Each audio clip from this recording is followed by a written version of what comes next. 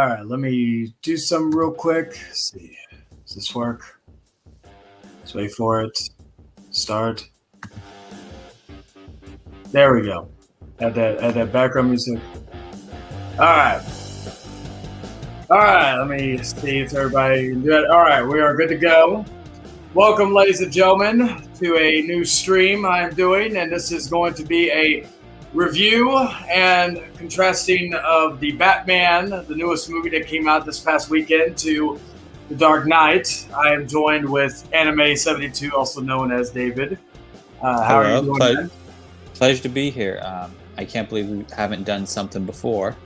I know. I think it's been since the old Hangman Outcast days since the last time you were on one of my panels. Yeah, I think I've done one or two things with Lennon's Kitchen. Yeah. But this is the first time that we've collabed directly.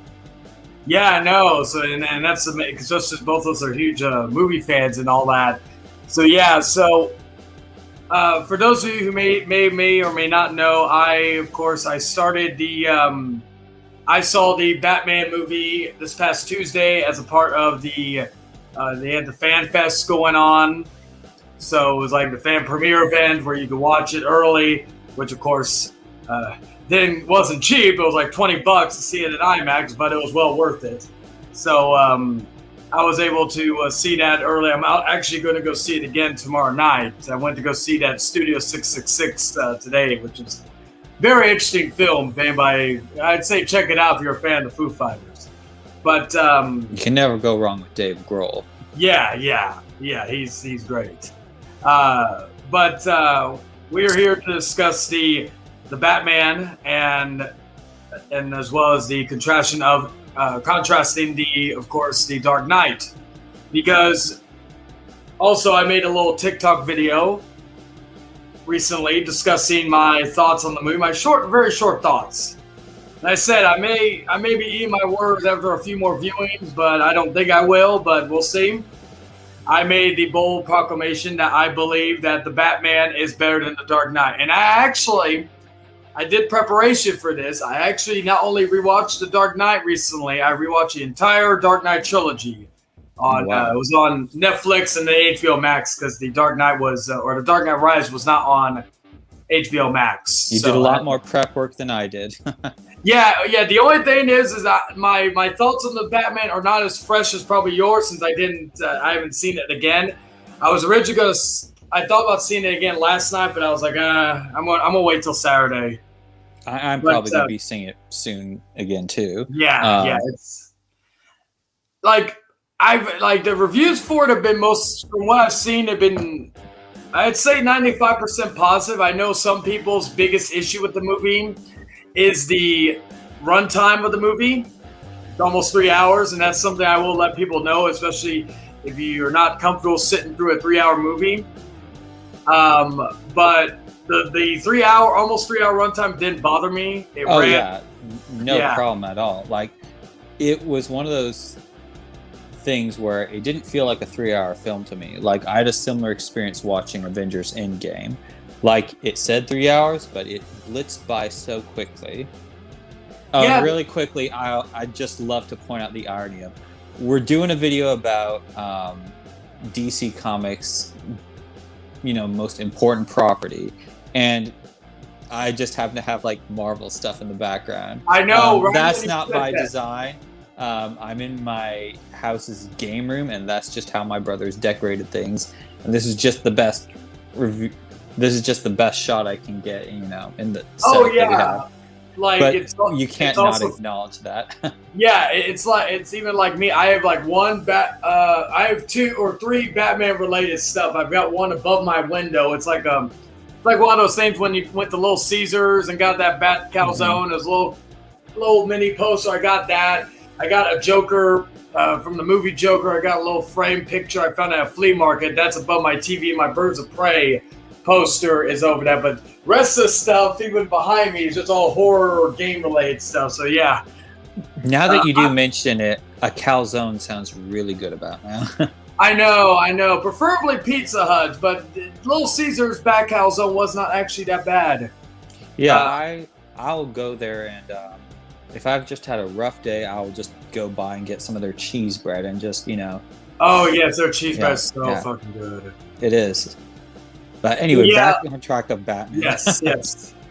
But yeah, like the last few movies, like you said, Endgame, even Spider-Man No Way Home had a pretty long runtime, but that one went by smoothly. I saw Spider-Man No Way Home 4 times in the theater, so like I literally would go in there and know that this is almost a 3-hour film, but wouldn't care because it would just fly by. Now, we didn't really discuss this before we went live, but I didn't know if are we going to be talking about spoilers of the movie, because I want to. Yes. So okay, for anybody watching, spoiler alert. Yeah, that's something I want to give you that courtesy. Yeah, that's something I want to address as well, because I mentioned in my pre-show stream that I said we may be talking about that, so I will give everybody basically when we go into full in-depth discussion. Oh yeah. Because there's but beforehand I do want to recommend everybody to go see it. One critic that one of a few people that I always take their opinion seriously when it comes to movies. John Campia, he does he used to do AMC Movie Talk, Collider Movie Talk. He also does the John Campia Show now. But he was discussing, what was it? He was discussing his thoughts of Batman. He said it's not a perfect film, but it's a perfect Batman film. That's fair. Yeah, that because the one thing that interests me, and I guess we'll give the spoiler warning now to anybody watching this, is that I basically will say, this movie was a 5 out of 5 for. I'll give my general thoughts on it before, and then after we'll get into full discussion. But generally, I love the movie. I love the characters. I thought Robert Pattinson, again, I said he's my new favorite Batman. He has 2 more movies if he wants to fuck that up for me, but right now I think it's in good hands. Matt Reeves fucking nailed it with direction. Astounding director. Go ahead. Oh, I was just going to say, Matt Reeves is different from Christopher Nolan in that Christopher Nolan got to do his take on Batman relatively early on into his career, whereas Matt Reeves inherited this job, and he had been around the block with a strong catalog of work to prove that he could do this. It's interesting how their careers differ in that. Matt Reeves is actually older than Christopher Nolan, but it's just interesting how they're different in that way. Yeah, and with him, it was he has a varied filmography. If you look at Let Me In, which is I was looking that up. I Wikipedia'd him to just see what this guy's about. You were saying? Yeah, Let Me In. He did work on Cloverfield. I believe was probably one of my first times seeing a film by him, and then of course he revitalized the Planet of the Apes movies and I was so when my biggest thing, and I'll get back to my overall thoughts in a minute, but when they started casting the cast for the Batman, I said that they didn't go for big A-listers. Basically, the biggest name, the 2 named people was Robert Pattinson, even though to me his recognition for the bad reasons for Twilight, and Colin Farrell for to me, I think he was probably the biggest name in that movie because you looked at it. Paul Dano, who is one of the best actors out there. Oh yeah, but he's not in anything you would really know of him unless you're a film fan. I don't think a lot of people, maybe the general audience, doesn't know what Love and Mercy is. Or even remember that. Oh, yeah. I can't believe I didn't make that connection. That was a great movie. Another one, and this is the reason why I thought he would do good in this movie. I saw him in the film Prisoners. I don't think I've seen that one just yet. It had Jake Gyllenhaal and Hugh Jackman. I think it was the same director who did Arrival and fucking I'm drawing a blank. Blade Runner 2049 and a few others. I always butcher his name. It's Denis Villeneuve. Okay. Yeah, Denis Villeneuve. Yeah, then the recent Doomu, which I have not yet seen. I still do not know why. I need to watch it. I know it's on HBO Max. It's going to be on HBO Max again soon. But Denis Villeneuve, so that was like my introduction to Denis Villeneuve. So Paul Dano, that was like I know he was also in There Will Be Blood, which I didn't watch for until years later. But Jeffrey Wright, I'm starting to finally watch Westworld. He's phenomenal in that show. Fucking Andy Serkis, which to me was an oddball pick for Alfred, but I will discuss that. But I thought, okay, that's good. And Matt Reeves has worked with Andy before. Mm-hmm. And Zoe Kravitz, I said they did not worry about getting big name people. They worried about getting talent. And that's why every time I looked at that, that's what I saw. Even John Turturro is from like Transformers and all that in the movie. I thought that was a cool choice as well. But I love the movie, the score. One thing I'll say that maybe be considered a spoiler, but not really. It's not a big plot thing. I love how they use the Nirvana song, Something in the Way. I thought that was just going to be a trailer song that they would use, but they actually made that kind of a part of the movie. The song, the theme for the movie and all that. I love that. And we're going to talk about it because there was a big reveal near the end, which I have thoughts on that. I have an opinion as well. But I'm looking forward to the future of this Batman. Definitely. It's so funny how we are going to have in the next year. We're having movies and TV shows with basically 3 generations of Batman in 3 different in movies, with whether this stuff with the Flash, with Michael Keaton and Ben Affleck. It's just weird that we're going to have so many different Batmans, not just the same one all around in one, even though it's in separate universes, but still it's amazing just to think about that we had to wait for one Batman film, but now we're getting multiple to have multiple different films that have Batmans. Oh yeah, definitely. It feels like something that couldn't have happened any earlier. I do think it's very much something of its age. Like, who knows whether we could have had this with streaming or not. And certainly you have to wonder how much did the pandemic play into this?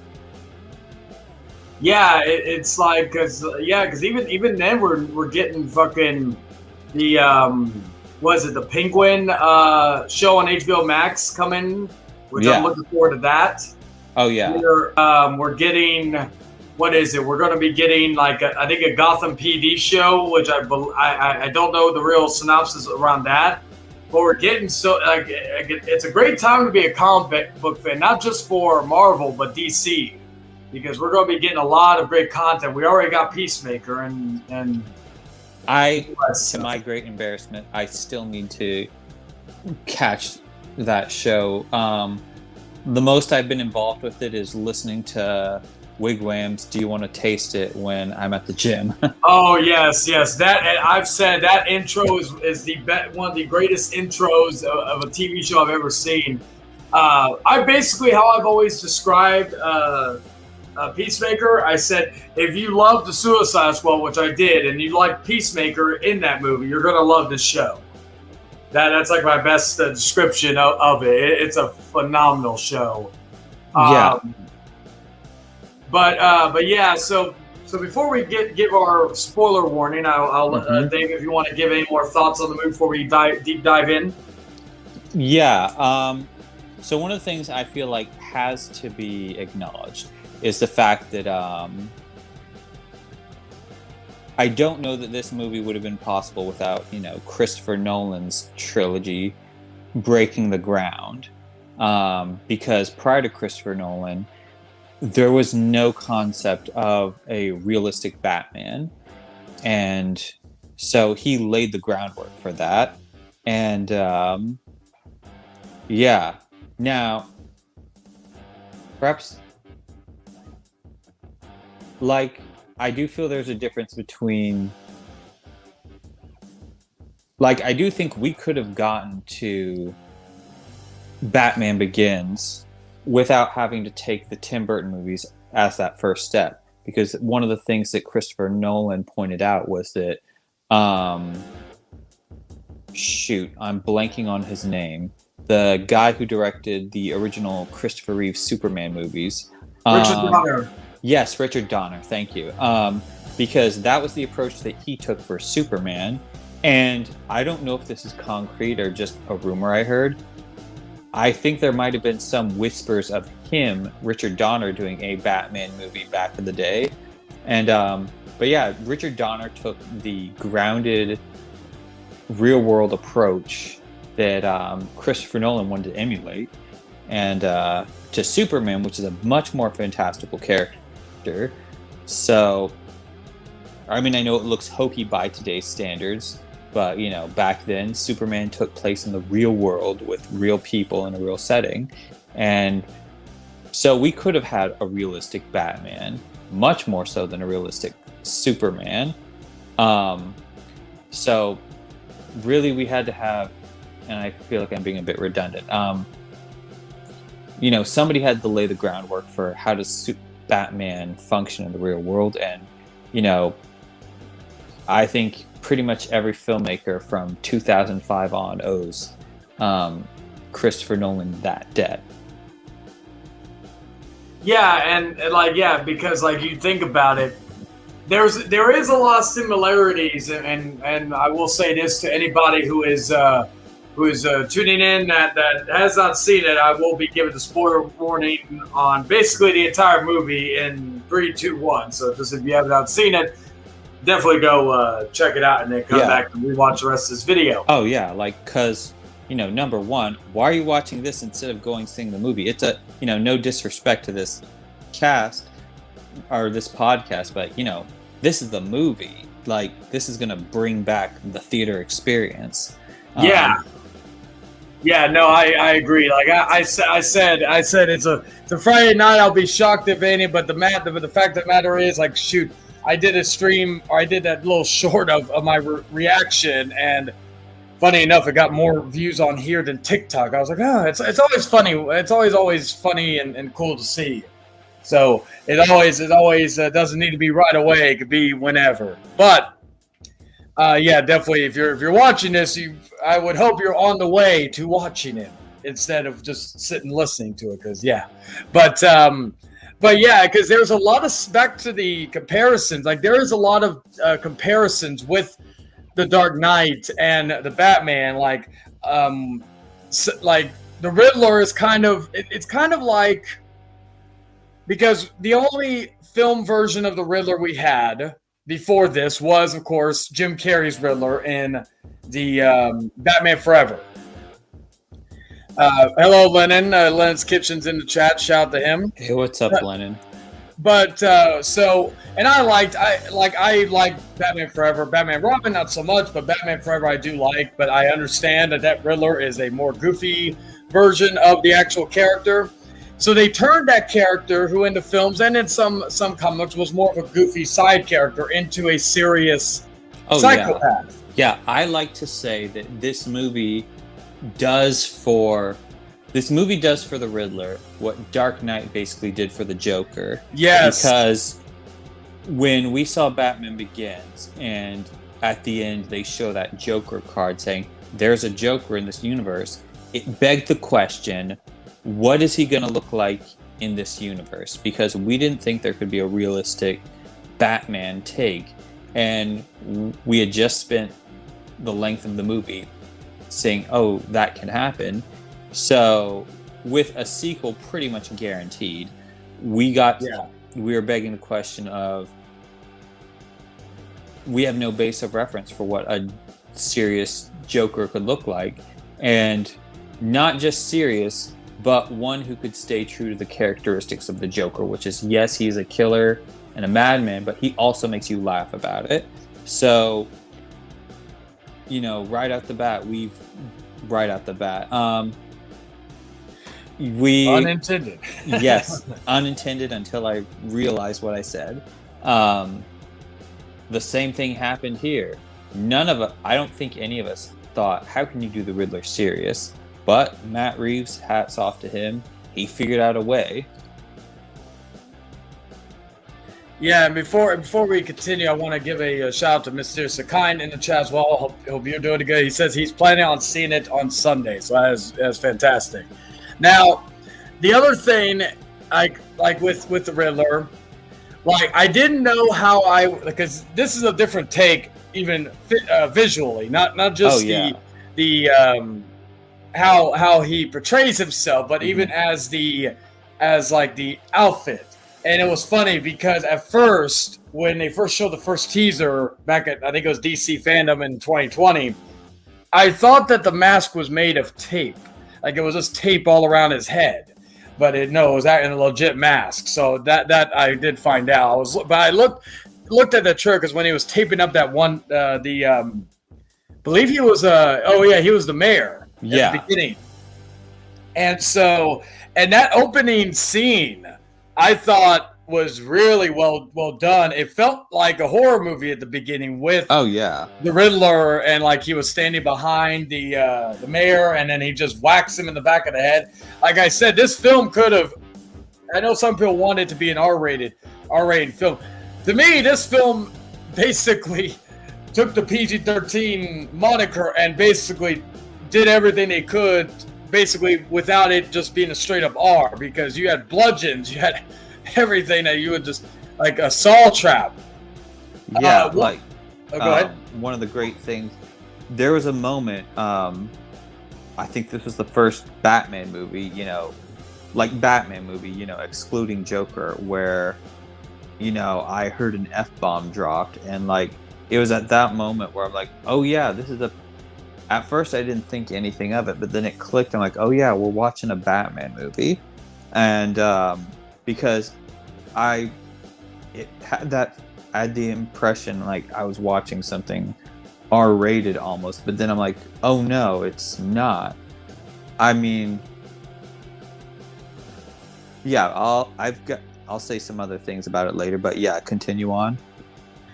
And the other thing about Riddler, because one thing I also love about this movie is that it's very reminiscent. So it's not just reminiscent of previous Batman movies, but a few other movies I can compare it to is the movie Seven. Oh, of course, yeah. And then personally, the one I think is, and this is I think one of his lesser known ones, but I actually prefer it over Seven, Zodiac. Oh yeah, definitely. And I think the Riddler is very much like that, like their version of the Zodiac killer.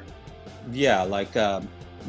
I think that was the key to figuring out how do you do a realistic Riddler, like because he's all about riddles, and I'm not saying anything that hasn't been said before, but yeah, that was. I do remember as soon as we saw any sort of footage, I'm like, okay, this basically feels like, it has the aesthetic of a David Fincher film. Mm-hmm. And like even shot wise, like you look at some of the shots, like one thing I've always liked about Fincher was his camera style. Like his camera style, like how he shot his films looked unique to each of his films compared to other films. And this film had that sense of a David Fincher. Now, the other thing about the other comparison I could put about the Riddler was Jigsaw. Because if you remember that one scene when I think it was I can't remember if it was a judge or what, but that was in a rat trap. Oh, yeah. Yeah. I'm not as familiar with the Saw franchise as you are probably, but enough to know like, oh shoot, like yeah, it's again a more grounded, realistic reference point for them to draw upon. Yeah, and it's funny because I remember when the first concepts of the movie, when we were getting little bits and pieces of information, I remember that there was rumors that it was going to take place in the 90s, which I thought, okay, I don't know, and now watching it, knowing some of the technology that they had in this movie, it took place more in modern times. Oh yeah. But part of me had this thought because I was like, oh, then that means maybe we may get a Joaquin Phoenix Joker, or something, because I believe Joker took place in the 80s in that version of Gotham. So, but then we found out it was going to take place years later. So I thought, okay, then they were probably not going to get Joaquin's Joker in this movie because he would be a lot older then and all that stuff. Now, granted, with face paint, you can easily hide it, but still. Oh yeah, definitely. I think that, kind of like what Todd Phillips wanted to do, have his own thing and not worry about repercussions for any other properties. Matt Reeves, I was reading about it before the movie came out. Warner Brothers had to beg him to participate in this movie because he looked at that point, it was connected to Ben Affleck's Batman and the DCEU, which, I have my respect for Zack Snyder's vision, but that's a case for a whole other video. Yeah. And that one I wouldn't mind because I'm that would be another good topic because I'm with Zack Snyder. I have a mainly positive. I have a lot, but yeah, that's actually because that's another reason why a lot of people were wondering how the box office. And I'm very curious to see how the box office is going to be because that's another thing that possibly could have hurt it at that time was because of the fact that we're in a world now that there's different Batman in the same in different continuities but in the same, like with Ben Affleck's Batman still being fresh and he's going to be in the Flash movie, so he's still technically a part of it, but I know he's on his way out, which is still a shame because I did really enjoy Ben Affleck's portrayal. But when I heard that Robert Pattinson was cast, I was like, okay, this is going to be his moment to shine. Yeah. Now, one thing I'm afraid to admit that, when I heard Ben Affleck was cast, I sort of drank the Kool-Aid a bit. But, he won me over when I actually saw his movie. But again, one thing I have to say that Robert Pattinson did, which is superior to the Christian Bale depiction, is right away I'm like, okay, his Batman voice works a lot better. Yeah, I was like, that was the other reason why I rewatched the Nolan trilogy, because I wanted to see how I felt about the voice now seeing the new one, because even with Ben Affleck's portrayal, I like that he used a voice modulator. Yeah, definitely. I think that's something that even the most ardent detractors of the Ben Affleck Batman and even the strongest opponents of the Christian Bale Batman can sort of agree on, is that you're like, yeah, that one worked better. Now, Christian Bale's voice doesn't hamper my experience of those movies, but it is one of those things like, they could have done this differently, but I get the psychology about why he did try to do a voice. I just wish he had taken a different direction. But again, by The Dark Knight Rises, I felt it got a little too ridiculous. I still make fun of that one line when he's beating up, he's like, "Where's the trigger? You would give it to another session. Where is it? Where's the trigger?" And I'm like, okay, that's a little too much, but okay, I'll let it slide. But yeah, Robert Pattinson's voice, because it wasn't too gruff. Yeah. But it wasn't. It was like, it was just the right amount. Yeah. Because go ahead. Well, I was gonna say, plus, he's so focused on being Batman all the time, and we don't get to see. This Bruce Wayne doesn't really care so much about putting up the facade of being a billionaire playboy. And who knows, maybe that's one reason why, spoiler alert, Riddler figured out who he was, basically. Yeah.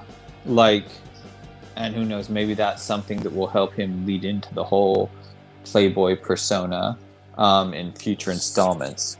But, yeah.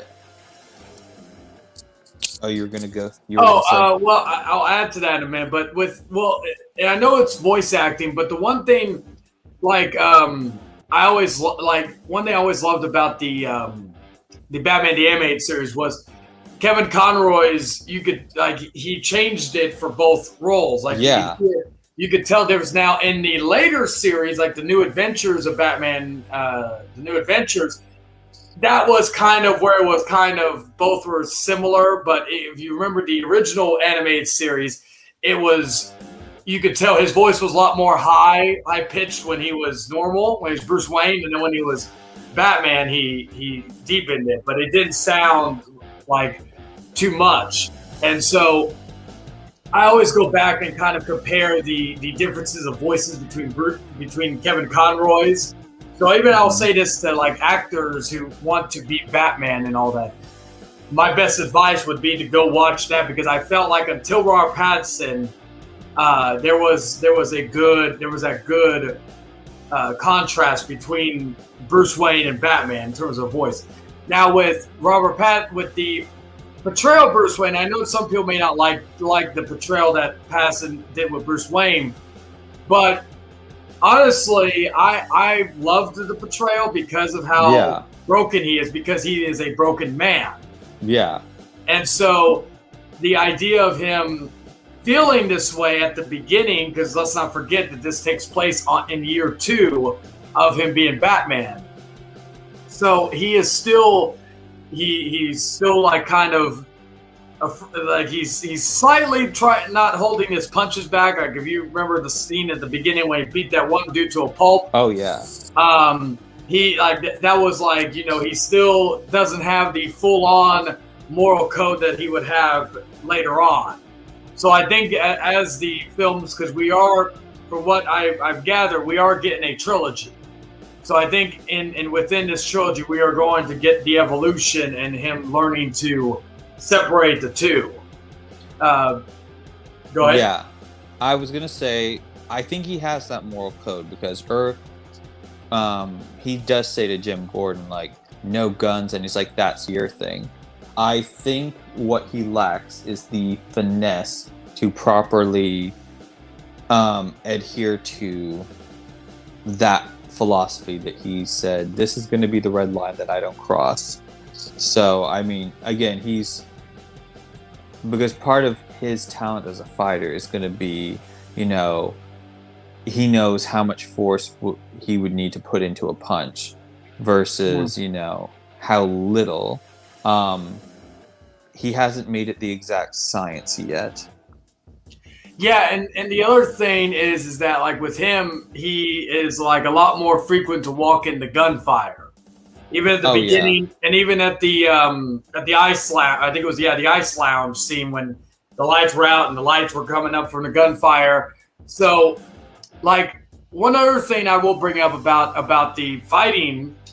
Another criticism I've had with the Nolan series, especially as it went on, Batman's fighting style in the Bale versions, I was never a fan of. It was just kind of punch, block, and all that. That's one thing, like the warehouse scene in Batman vs Superman.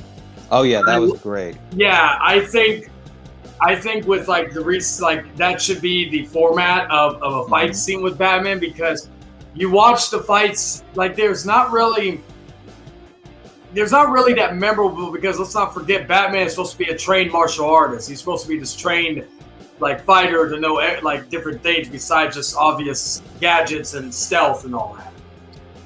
So I like the fight scenes in this movie more than the ones in The Dark Knight or in the whole Nolan series. I just feel like they were more finesse. They were more like, you know, it didn't feel like just punches and nothing, you know. One other thing that I will applaud this film for, and this is the one thing that always caught my attention from hearing about it, was that I do believe that this is the first full-on detective version of Batman. Oh yeah, definitely. Because even if you go into the first scene with him and Gordon, you watch him walk around looking at the different clues and all that. We saw glimpses of that in every other Batman movie, where he's on the computer or something. We never fully saw that to that degree. Heck, even in the Joel Schumacher Batman movies, he did some kind of like, even if however small it was, some little bit of, you know, detective work. Yeah. One thing I would like to say, my take on the fight scenes, because it was something I was thinking about before we did this. I didn't have the same issue about how the fight scenes looked as you do. Now, I do have an opinion on how they were shot, and I think this comes into Christopher Nolan's inexperience at the time that he did Batman Begins, because when he did that, he had never really done an action film in the sense of it had fight scenes in it. So in Batman Begins, my issue with the fight scenes is how they were shot. You could tell there was a lot of camera cuts. Well, it was just I don't know what exactly it was, but he didn't know how to. He had never shot a fight scene before. He was trying to figure that out. I do feel like from a shooting perspective, he got vastly better as Yes, I will agree with that. Because he got more talented in shooting fight scenes as the movie progressed. Say what you will about the fighting style being good or not, but yeah, he learned a lot from even just that one movie. And so, yeah. Well, yeah, and even with what you call it, with because again, when I rewatched the Christopher Nolan trilogy, I noticed, especially in the first movie, that there was a lot of cuts within that, like cut from this really rapidly, and I'm not the biggest fan of that, kind of like with shaky cam, but as the series progressed, I could see that he was doing it, because let's not forget, most of his movies before this was in Memento, Insomnia, and I believe psychological. The Prestige. He shot The Prestige after Batman Begins. Oh, okay, yeah. Prestige came out, I believe, came out in 2006. Yeah. So those are like his. So it was Insomnia and it was a Memento were like his main two, and those are not really known. Fantastic movie, especially Insomnia. But they're not as widely known as Batman for obvious reasons. Yeah. So those were not really known as like something that you see a fight scene or all that. They were more story driven. So you can see that with Matt Reeves or even with Zack Snyder. They made careers out of filming action scenes and fight scenes. So that's why I think with either Snyder's version or even Matt Reeves' version, that was something they were already experienced in already. Yes. One of the reasons why I felt so good about Matt Reeves taking this role as the director was because I was familiar with what he had done. But it's funny that we're talking about Christopher Nolan versus doing a compare and contrast between Matt Reeves. I remember when the Planet of the Apes movies came out, the first one in the trilogy was directed by somebody different. I think his name was Rupert Wyatt. One of the things that they talked about was they used Batman Begins as inspiration for like a reboot. Basically, I've only ever really got to see the first Planet of the Apes movies throughout. I've seen bits and pieces of what Matt Reeves did, but I could tell that he continued that tradition of doing something in a grounded, realistic, human emotion. Like, there was never a moment where sort of the artifice of the special effects detracted from the sort of human experience. And so when it was announced that he was going to be the director, I'm like, okay. And then, of course, I went back and I remembered, he did Cloverfield, which totally could have been encumbered by the visual effects. That could have taken away from the human experience, but he handled it flawlessly. And I actually got to see Cloverfield at the same theater that I got to see the Batman at. I saw the Batman at the Galaxy Theater, which for a while it was known as the Rialto. I'm familiar with that theater. And I didn't just get to see it at the Galaxy. I saw it at its old, sort of second run section, the Piccolo. I don't know if you remember that they had it was almost like a theater right next to it that I guess it was their dollar theater that showed sort of second run movies, and that's where I got to see Cloverfield back in the day. So it's kind of funny that I got to see two of his movies. They have that connection for me.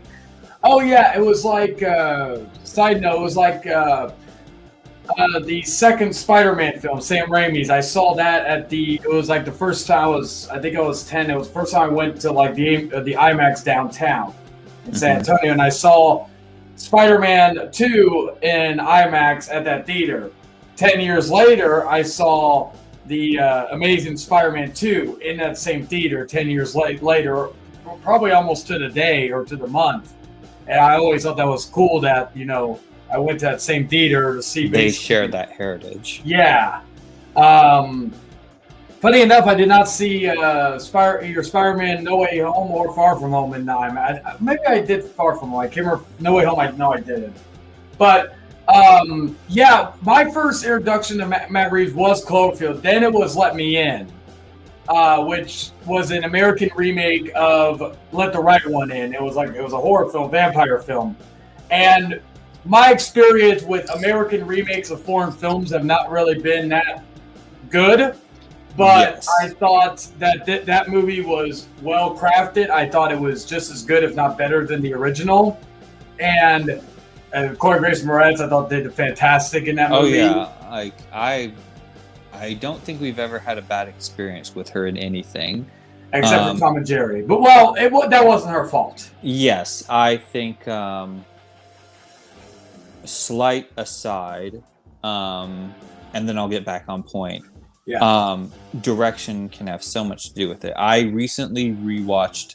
Well, I didn't rewatch. I was listening to Quentin Tarantino and Eli Roth talk about the Psycho sequels, and I drank the Kool-Aid and believed you can't do a sequel to Hitchcock. That's heresy. But at Quentin Tarantino's behest, I decided to go ahead and check it out. I rented the sequel to Psycho 2. Yeah. I loved it. It's every bit as good as the first one, and I could see where he comes from when he says it's better. Then I watched... And I find out that it was actually directed by a protege of Alfred Hitchcock.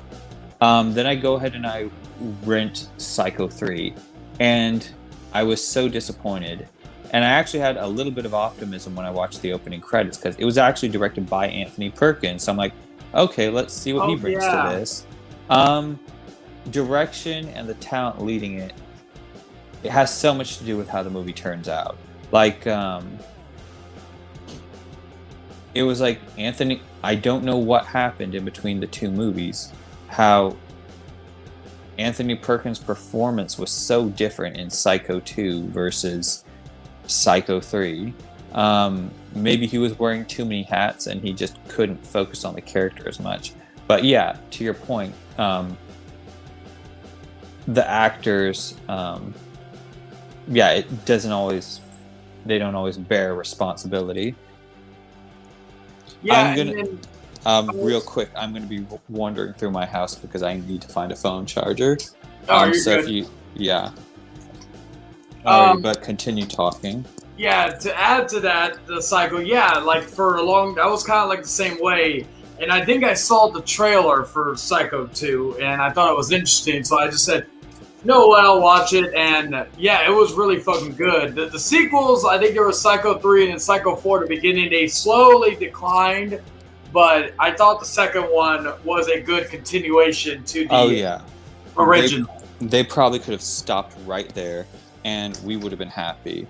Or just not have... I really think the problem with the other Psycho movies, and I didn't get to see the fourth one because it wasn't available to rent... I think the main problem was, Anthony Perkins directing it. I mean, God bless him, but it was... They should have... I don't know. But anyway, back to Batman. Yeah. Because we should just do another video for Psycho. Sometime down the line.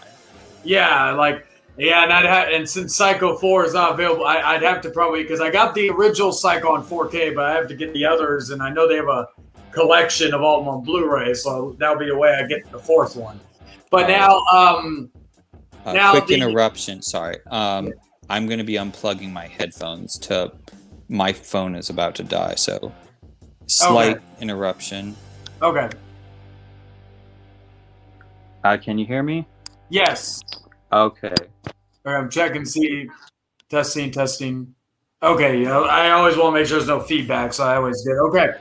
So yeah, with that, like with the direction, I thought the direction was right now. Paul Dano. I was almost as excited when he got cast as Riddler as I was Robert Pattinson, and I thought he did a phenomenal job. He like we talked about earlier. He is what Heath Ledger, to this movie, what Heath Ledger's Joker was to Dark Knight. He took a character and basically made him, because Riddler in any other movie could have been a fucking horror villain character. He could have been like someone like.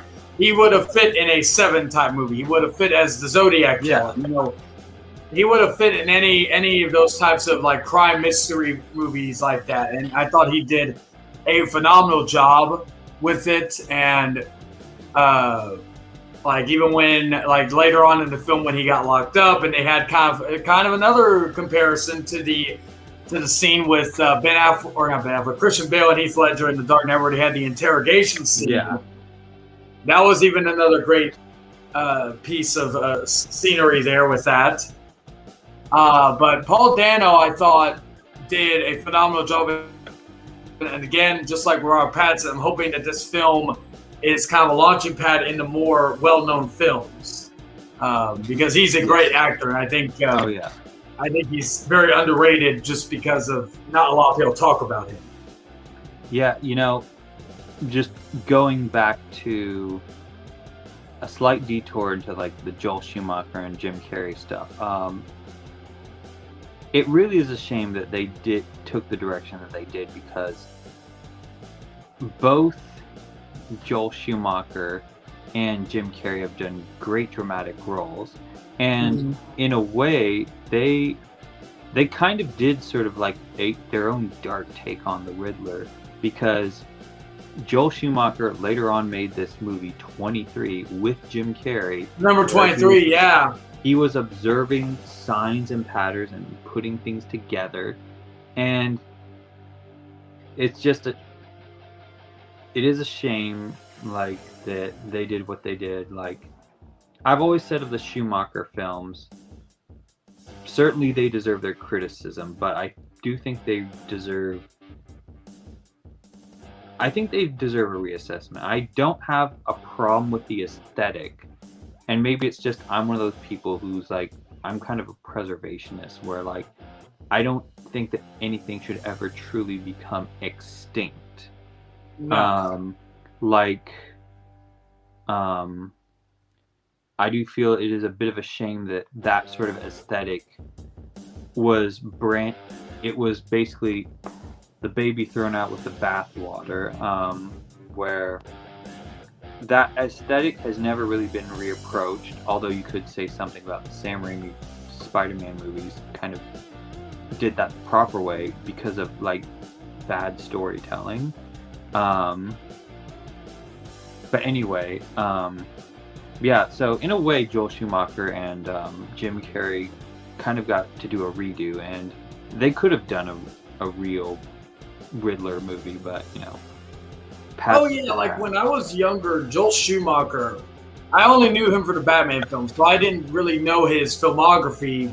I watched Lost Boys, I didn't realize it was a Joel Schumacher film. Number 23 is another good one. One that doesn't get talked about as much, I think, is a movie called Falling Down with Michael Douglas. I watched that last year, and I'm like, this was Joker, the Joaquin Phoenix Joker, like 20 years before the Joaquin Phoenix Joker. Yeah, it is a phenomenal film, and that's like it's a film that I feel like it's getting more recognition now, but still not enough as it should, because it's a very good, especially a character. Oh, yeah. Like I really do wish that, you know, I wish, not to go down too many rabbit holes that detract from our main point, but I really do wish that, you know, Joel Schumacher had treated the Batman films like the rest of his filmography. Yeah. But he was the ground hadn't been broken yet. He was convinced that it's a comic book movie, so you don't have to do things realistically. But to his credit, he wound up doing all the stuff that hampered his Batman movies, wound up later on working perfectly to his strengths in his Phantom of the Opera movie. Yeah, and also let's not forget that Schumacher, like the main reason why they decided to pick Joel Schumacher, and probably because they thought, okay, it's someone probably they could control more than Burton, because of the fact that they didn't, because the Batman movies, like the Burton ones, were a lot darker than the Schumacher movies, but they wanted to sell toys. Yeah. And so that was like the biggest issue. I think that was the biggest reason why we went into the direction we did, due to their ambition to sell toys. Yeah. Because it was kind of difficult with this, which is ironic now because I in the stores and you see like the new Batman movie. I've seen the Batman figures, like toys at Walmart. So I just find that funny because it's like, this ain't a kid's film. This is like far from it, to be quite honest. Well, it really depends on what you think of as kid appropriate. I'm dating myself, but my parents were, when I say poor, I think of like the slums of Bombay. But we didn't have as much money as other people, and so they couldn't hire a babysitter. So as long as my dad was cool with violence, but if there was nudity, he'd be like, cover your eyes. So as a kid, I got to go see Terminator 2 Judgment Day in theaters. And it left an impression on me. So my threshold of, I also got to see The Fisher King in theaters. So my threshold of what in fact, the earliest memory I have of seeing a movie scene in theater is Robin Williams' character running away from the Red Knight in The Fisher King. Like, that's the earliest memory I have being in a theater and watching something. Oh yeah, and as for me, like I've always said, like I started watching like horror films at age 4. So personally with me, it's like something that I was raised basically with those types of movies at that young age. So, but now with Paul Dano, like I said, I loved his portrayal. I love the aesthetic of Riddler and all that. Now, the other one that I was very interested in seeing how she was going to do was Zoe Kravitz as Catwoman. Yeah. And I believe she did personally, my favorite Catwoman live action is still Michelle Pfeiffer. Different Catwoman than the one we have here. I did also, while rewatching the Dark Knight trilogy, I do enjoy Anne Hathaway's Catwoman, but it still doesn't have that same vibe as even Zoe Kravitz. So she would probably be in the bottom in terms of like the top 3 in film, not counting the Eartha Kitt and all that from the TV shows. Yeah, that's its whole other animal. No pun intended. Yeah. But anyway, definitely I feel like while I would probably, disagree with you in personal opinion regarding Michelle Pfeiffer being better than Anne Hathaway, just because I have my own issues with the Tim Burton movies. I tried to watch them, and it was kind of hard to do. For me personally. And, we owe Tim Burton, because his movies led to the creation of Batman the Animated Series, so, yes, give the devil his dues. But, yeah, I will say that I do think, unquestionably, I prefer Zoe Kravitz as Catwoman to Anne Hathaway. Not to knock on Anne Hathaway's talent or acting. She's a phenomenal actress. Oh, yes. It felt that, there was more of a relationship in this movie, in the Batman, between between Selena Kyle and Bruce Wayne and their personas, rather than I mean, Anne Hathaway's character did have an arc, but in some ways she felt more like a plot device, because it felt like her function was, in the plot sense, get the fingerprints for Bane to use to, you know, set up Bruce Wayne. And to get that, so she, and her goal was to get that thing where you could erase her criminal record and all that. And she was kind of of course she was a contrast to Batman, because they're both outlaws, but she was more the cynic of, you know, I'm out for myself, whereas Bruce is like, no, that's not true. So she played that function, but it felt like with Zoe Kravitz, there was more to that. Yeah, and Zoe Kravitz was another one that I've seen her not a lot compared to maybe the other people in this movie, but what I've seen of her was really good. So it was another person who I was like, okay, we'll see how she does. The one person of her acting at all. Yeah, she was on an HBO show, I think, with Nicole Kidman. That was really good, but I can't remember the name of the show. Nicole Kidman, another Batman connection. I know, right? Yeah. What was it? Chase Meridian? Yeah. Now with the other person I wanted to discuss, because of the fact that he was completely unrecognizable because of the fact that I know prosthetics, Colin Farrell as the Penguin. Yeah. You had to look deep into his eyes, and then you could probably kind of have a sense that that's Colin Farrell. That was how good the prosthetics and all that was for him. Because shit, and he did a fucking good, fantastic job, and it turned my interest because they're supposed to be making a Penguin show with him on HBO. Which is going to be, from what I've heard, in the vein of Scarface, which is sort of it's going to be a rise to power sort of show. Yeah, because I like the portrayal of this version, because we finally got the Ice Lounge and all that. I'm a fan. I was more of a fan of Penguin's portrayal. One of the only redesigns, because when they redesigned the characters and the new adventures of the animated series, I liked Penguin's redesign, that he was more of a businessman, but he was still a criminal. So I liked this portrayal that was reminiscent of that, because most of the other portrayals of the Penguin in either film, cartoons, and or video games have been the slimy, disgusting person. Yeah.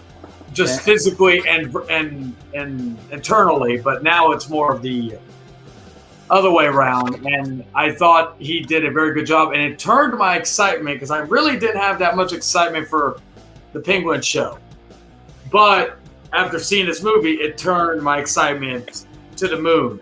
And with the Penguin, it led into probably one of the most badass scenes in the movie. Oh yeah, when the Batmobile started. Oh yeah. One of the things I will say about this before we talk about the Batmobile chase sequence, one thing that's worth noting, I think the reason why the Penguin carried on that sort of disgusting monster trope was when they were making Batman the Animated Series at that time. Tim Burton's Batman Returns hadn't even been released yet, so Bruce Timm got to go to the set and do some sketches, so they based him off of that. And so when they got to redo, we could probably do a whole video about the switch between Batman the Animated Series and when they revamped everything with the new adventures. But yeah, again, it was kind of, it basically gave the character more to work with than just, oh, I'm hideous, shunned by society, so I'm going to be a criminal. Because that's as much, you can only go so far with that. And plus, there's other characters that you could that have that same moniker that you could use. Like, I've always wanted a proper portrayal of Clayface in the movie. I know back then it would have been difficult due to effects. I think now they could do it. Oh yeah. You know who could have done that perfectly back then would have been James Cameron, because he could have basically taken Clayface and the T-1000. He could have taken it from that approach, which I think that's what he was going to do when he was gonna do a Spider-Man movie. Yes, yeah. A lot of people don't always forget that there was one point in time James Cameron was going to do a Spider-Man movie way before Sam Raimi. Yes, and I don't know if I'm remembering this correctly, but I believe he wanted to get Leonardo DiCaprio to play Spider-Man. Interestingly enough, him and Tobey Maguire are like best pals. Yeah, I was going to say, yeah. That's always funny how those things end up. Like, you hear those stories. And I don't know if I'm remembering this properly, just because it's been a long day at work. Yeah. But I think at that point, maybe it was Fox that owned the rights to Spider-Man. I don't know 100%. I have a feeling I'm not remembering this correctly. I'd have to look, because the whole switch between, like, of course, Marvel and then some of their properties to those studios. Yeah, that was always a confusing thing, because funny enough, I just actually ordered Howard the Duck on 4K. It's supposed to be coming in very soon. I heard the 4K is great, and I've seen parts of the movie. I've never fully sat down and watched it, so I'm like, okay, I'm gonna give this a shot. I said, at least if the movie is as bad as everybody says, at least the 4K will probably be good. Yeah. But you can always write it off as just another crazy 80s film. I think that the other movie, side note, I got because it was Waterworld on 4K, because I'm like, I have never seen Waterworld start to finish, and I've always heard all these different things about it. So I'm like, I'm going to give it a shot, because I've actually heard people kind of grown to like it now. It is one of those movies that it was sort of the beginning of where, American studios began to take notice of overseas markets in comparison to domestic markets. The movie didn't do great domestically, from what I remember looking it up, but overseas it did really well. Yeah, like that's one thing I've even noticed. Like whenever I do when I look at the box office, I always pay attention to the domestic, but also I look at the international, because a lot of times that's how a lot of these movies become multi-billion-dollar films. Yeah. Funny side note, Aragon, that dragon movie from 2006. Oh yeah. It didn't do great most places, but surprisingly enough, it did really well in France. Yeah. That's interesting. Yeah. I don't think I've seen that movie since it came out. I remember buying it on DVD, and yeah, that's a blast from the past. I've kind of forgotten about it. Hopefully, they were trying to make the next Lord of the Rings with I remember that with Aragon. They were trying to make it the next Lord of the Rings, basically. / Harry Potter / Narnia. Yeah. Me and a friend of mine, we used to mercilessly make fun of Stephen Fangler, the director of that movie, because we would watch the behind the scenes, and it just felt like the dude was making excuses for everything. Because he'd be like, I know in the books, they have horns and stuff, but I wanted to do something different, so I just made them look like people. But he tried to take every negative thing and spin it as positive, when it's just like, dude, Peter Jackson made the first Lord of the Rings movies on the $94 million budget. You got $6 million more dollars, and I don't know. But anyway, at least Joel Schumacher acknowledged the stuff with Batman and Robin and apologized. He didn't try to make an excuse for it. Yes, but I will give Joel that. As I've become a bigger fan of his, and I think he's criticized a little too much Yeah. Because even with Batman and Robin, I will say this, and then we'll get back on track. But Yeah. with Batman and Robin, I can still watch that movie and enjoy it for what it is. Yeah. Because it does have some either entertaining or funny moments in it. Like Arnold's ice puns are my favorite part. So I can never hate that film just because of that. Now back to the Colin Farrell I thought did phenomenal in it, and like I said with the chase, because I loved it earlier in the film when they were in the Batcave, and I loved the different approach to the Batcave compared to previous iterations. But if you noticed, when they were in the Batcave, you saw the Batmobile in there, but it was covered up. So I love that little attention to detail. Like they were that was there, and you saw it, and you're like, okay, because you know it's coming, but it wasn't like, okay, it's kind of just under construction. Then when you heard it rev up, and I know some people may have issue with it looking more like a muscle car. Mm-hmm. I actually really enjoyed the look of it. It's kind of the more unique, and it reminds me, because even the original Batmobile from the 60s show was not like this. It looked like just a regular car, just modified a little bit. So with this Batmobile, I love the design of it. And me being a muscle car guy, I love the I have a bias to it, but yeah, the Batmobile I thought was really good.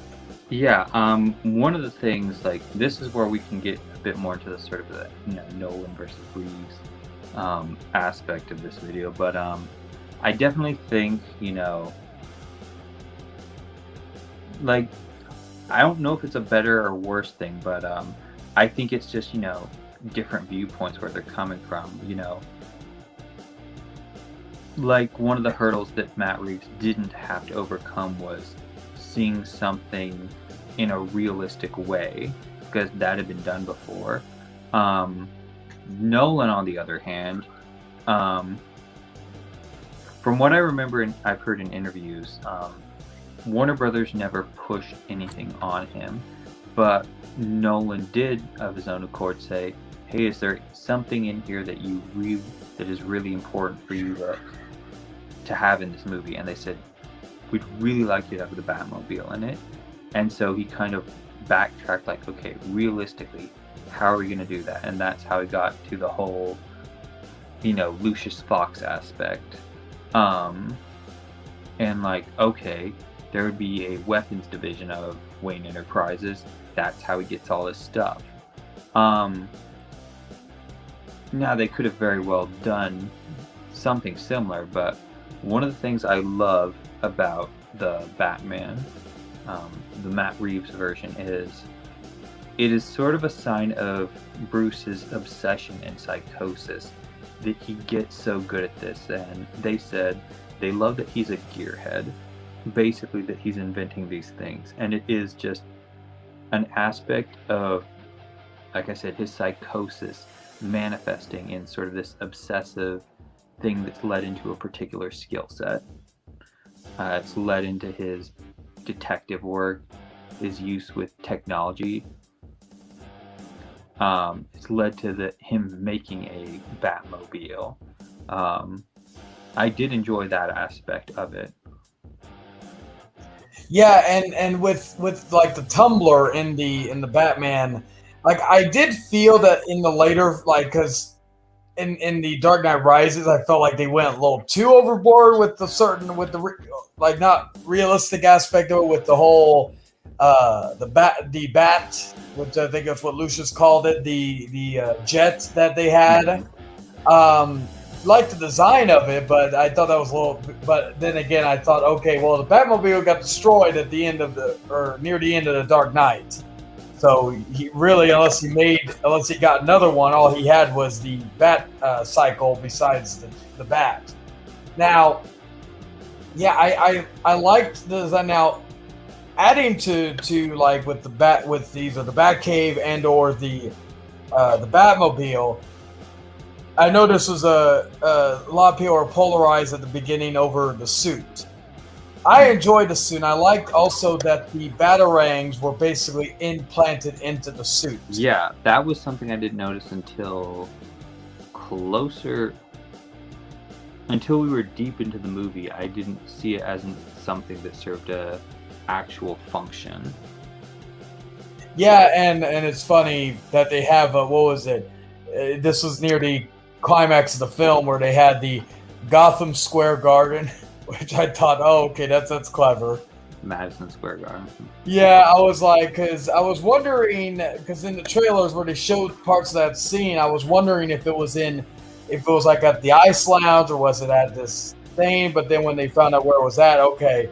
And then they also explained when the flood happened later on in the film, because I always wondered in one scene in the trailer where he's guiding the people from the flood, I thought maybe they got trapped underground or something. That's what he was doing. But in retrospect, he was doing it from that building because it was consumed by water. Mm-hmm. So now, with that, and the other thing is with that was the evolution of where he was, helping people, mm-hmm. and he was reevaluating how he should do things. I'm trying to think if this should be the time, because I've talked about I think we've talked about most of the characters, like mm-hmm. Robert Pattinson. I thought he played the broken soul of Bruce Wayne, I thought, to a T. Mm-hmm. I think the only person else I could compare that to, I thought Ben Affleck's portrayal of that broken man, but difference between Ben Affleck's and Robert Pattinson's with Ben Affleck's is still young. He's still learning to be Batman. Ben Affleck's was already Batman for years and years and years, and he suffered a lot more loss. Yeah. So with this one, I felt that, and plus, like, one thing one of my biggest pet peeves, and it even goes with the Spider-Man movies. That's why I think even the recent ones, I think they've done it well, is with Matt Reeves, is that they didn't have to go to the old tried and true, okay, let's show how the parents were killed, and let's go all the way back to that. They showed it, like, they showed them in clips, when they were alive, but basically one thing I liked is that Matt Reeves didn't really knew the majority of the audience who is familiar, even remotely familiar with Batman, knows his backstory. Yeah, know his parents got gunned down. They're informed on this. Yeah. So, because even with Batman vs. Superman, they did that as well, and I was like, okay, why? I'm like, we've had, I think every cartoon, every movie before that have to show that. But they didn't do that in this one. I thought that was smart. I thought they didn't have to. Even with Todd Phillips' Joker, they did the same exact thing. So it was like, we've seen almost every iteration of Batman one way or the other. So I like the restraint that they didn't have to do that. Yeah. Well, in defense of Batman versus Superman, we were only, I don't even know if we were 4 or 3 years. It was there was only 4 years that Chris Nolan had done his Batman movies. Yeah, the last one was in 2012, and I think Batman v Superman came out. Yeah, it came out in 2016. Yeah, so it was basically getting a reboot again, and so I think it was necessary to show that so that there wouldn't be any confusion about. Okay, is this Christian Bale's Batman? Or if this has been, I can see your point of view from that. Yeah. And I will say it is funny that his parents are played by 2 actors who are in The Walking Dead. Oh yeah, one of the things that does make me disappointed about the Snyderverse being cut short is I thought that Jeffrey Dean Morgan did a great Thomas Wayne, even though it's only visual, but we know the rest of his acting. If there was a Flashpoint movie where he played the Thomas Wayne Batman, that would have been, now, going into nearing the end, we were talking about the Gotham Square Garden scene, and then all that. There's a scene that I have been seeing a lot of divided opinion, and I will tell you, I actually enjoyed. There was rumors a couple of months ago, and I'm going to get his name just so that way because I've seen him in a lot of different things recently. Mm-hmm. It's kind of like Jenny Ortega. She's been in a lot of different movies recently. She was in Studio 666. She was in the new Scream movie. So, like, he's been basically everywhere. But let me find the name real quick.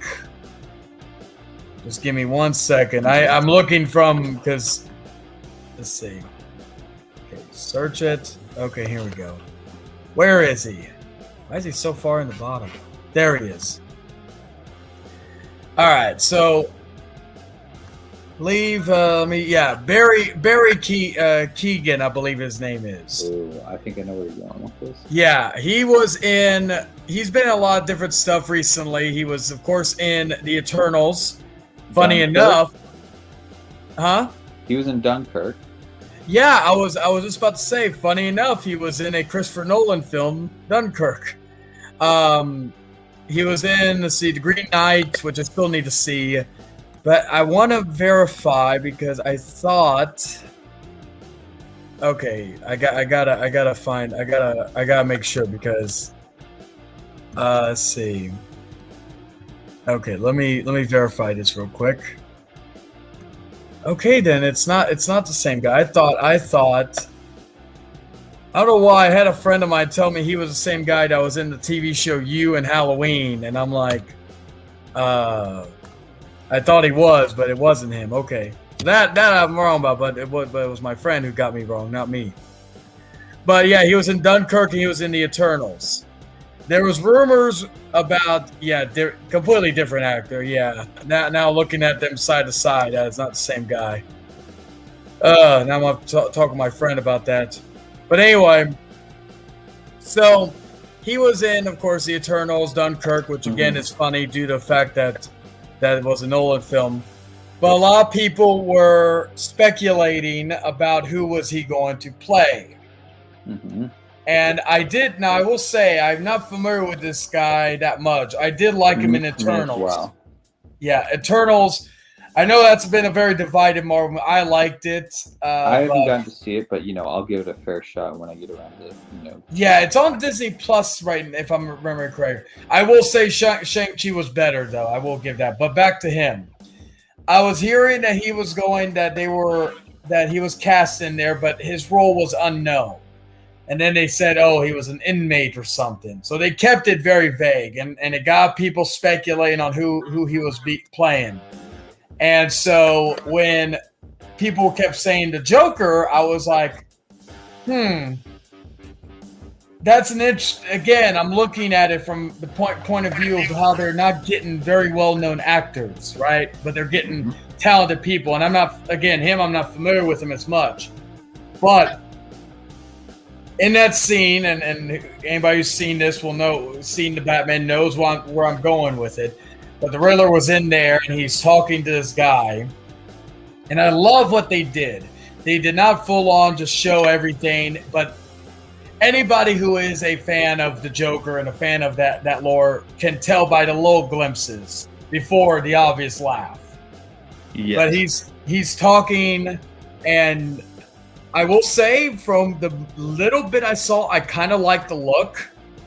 What they're going with. They're going back to kind of the short-haired Joker, because the long-haired Joker has kind of been the thing now, whether it was now I know Jared Leto was short-haired in the first Suicide Squad, but he was long-haired in Zack Snyder's Justice League.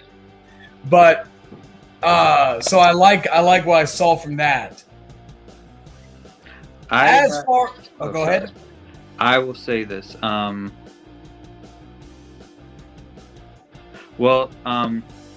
Just finish what you're saying about the Joker and then bring it back to me, because I have my own opinion on this whole scene that takes place between him and the Riddler. Yeah, because I'm going to also add to where I think the next Batman movie is going.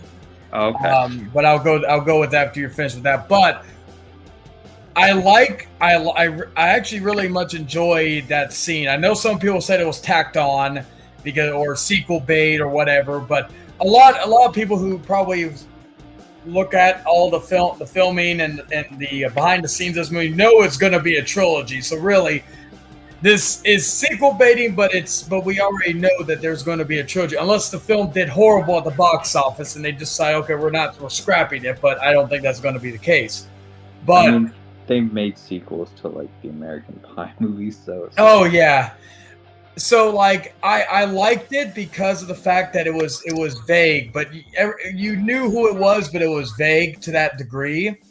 And it was in contrast to what they did in Batman Begins, where they just basically had the calling card at the end of Batman Begins, which I did like that. But again, I like because it teases more. Personally, though, and I knew this was not going to happen. I wanted there to be a post-credit scene with, and maybe at the end of the Batman, or maybe the finale, and it could still happen if this is not leading to the third movie. But I would love personally the Court of Owls to be the final boss in this series. But again, with the realism, I don't know if that would work. But I just want to see the Court of Owls. But as far as this scene, I enjoyed it. I think. But I'm going to just give it a wait and see approach because we only got a glimpse of what this guy is going to be doing as a Joker. So, David, your thoughts on the matter? My thoughts on this was, I have mixed feelings, but let's see. So, here's what I liked it, but at the same time, the only real issue I have with was when they did show that tight shot where you could see the Joker more. I remember watching the scene and I hear him talking with somebody, and as soon as he said the word clown, that's where I audibly gasped, where I went, yeah, in the theater in front of everyone. What kind of took me away from the scene was when they do that close shot in the cell and they show him. I didn't want to know. I think contrary to what sort of your lauding of that, for me, I really do wish that they had stopped at the voice, because I mean the voice already was giving more than, say, what the calling card did at the end of Batman Begins. But I guess for me it was too much to see. Like, for me, him having that and saying, and the laugh, I think I wanted to fill more in with my imagination. I mean, there's valid approaches. Sam Raimi described early on in his career that he says there's the two competing schools of thought. Let them imagine things themselves and show. And he said he likes the whole let them imagine things, but provided I give them the raw materials to work with. I do wish, like I've said before, I do wish they had kind of stopped at the voiceover. But it sort of took a little bit of my enthusiasm away for that scene. But I feel that's something I'll get over. Maybe it's just my director's hat on, but who am I compared to Matt Reeves or Chris Nolan or anybody? Oh yeah, and I think the reason, like, if they just showed him full force, like without, like, because I did like and again I won't be watching again, so maybe once kind of like the first time you watch it, you have that just like initial reacting to it. Now you're watching it and you're kind of observing more things since you've already seen the movie already. So I may look, because from what my memory serves, is that you saw the hair, you saw the makeup, but you saw the face. It's like the eyes, but basically below that you didn't see really any. It was kind of trying to keep that a little blurred. So I I think that's the reason why I like that, because they didn't show everything, because we don't know. Like, it's still going to leave a lot to what he's going to look like. Yeah, whether that's it's the true. suit or like the suit he wears, or maybe if he wears a different type of thing. It is and the other question is, because of the fact that he's in prison, is it makeup, or are they going back to the whole falling in a vat of waste? Yeah. So that still to me leaves a lot more questions, because if he's wearing makeup, how are they letting him wear it in because I'm sure eventually, if he stayed in the Dark Knight, because we know that it was makeup, so we know. So I think after a while they would have just washed off and not given him any more makeup. So that also gave me that question: is it makeup, or is it like his actual face?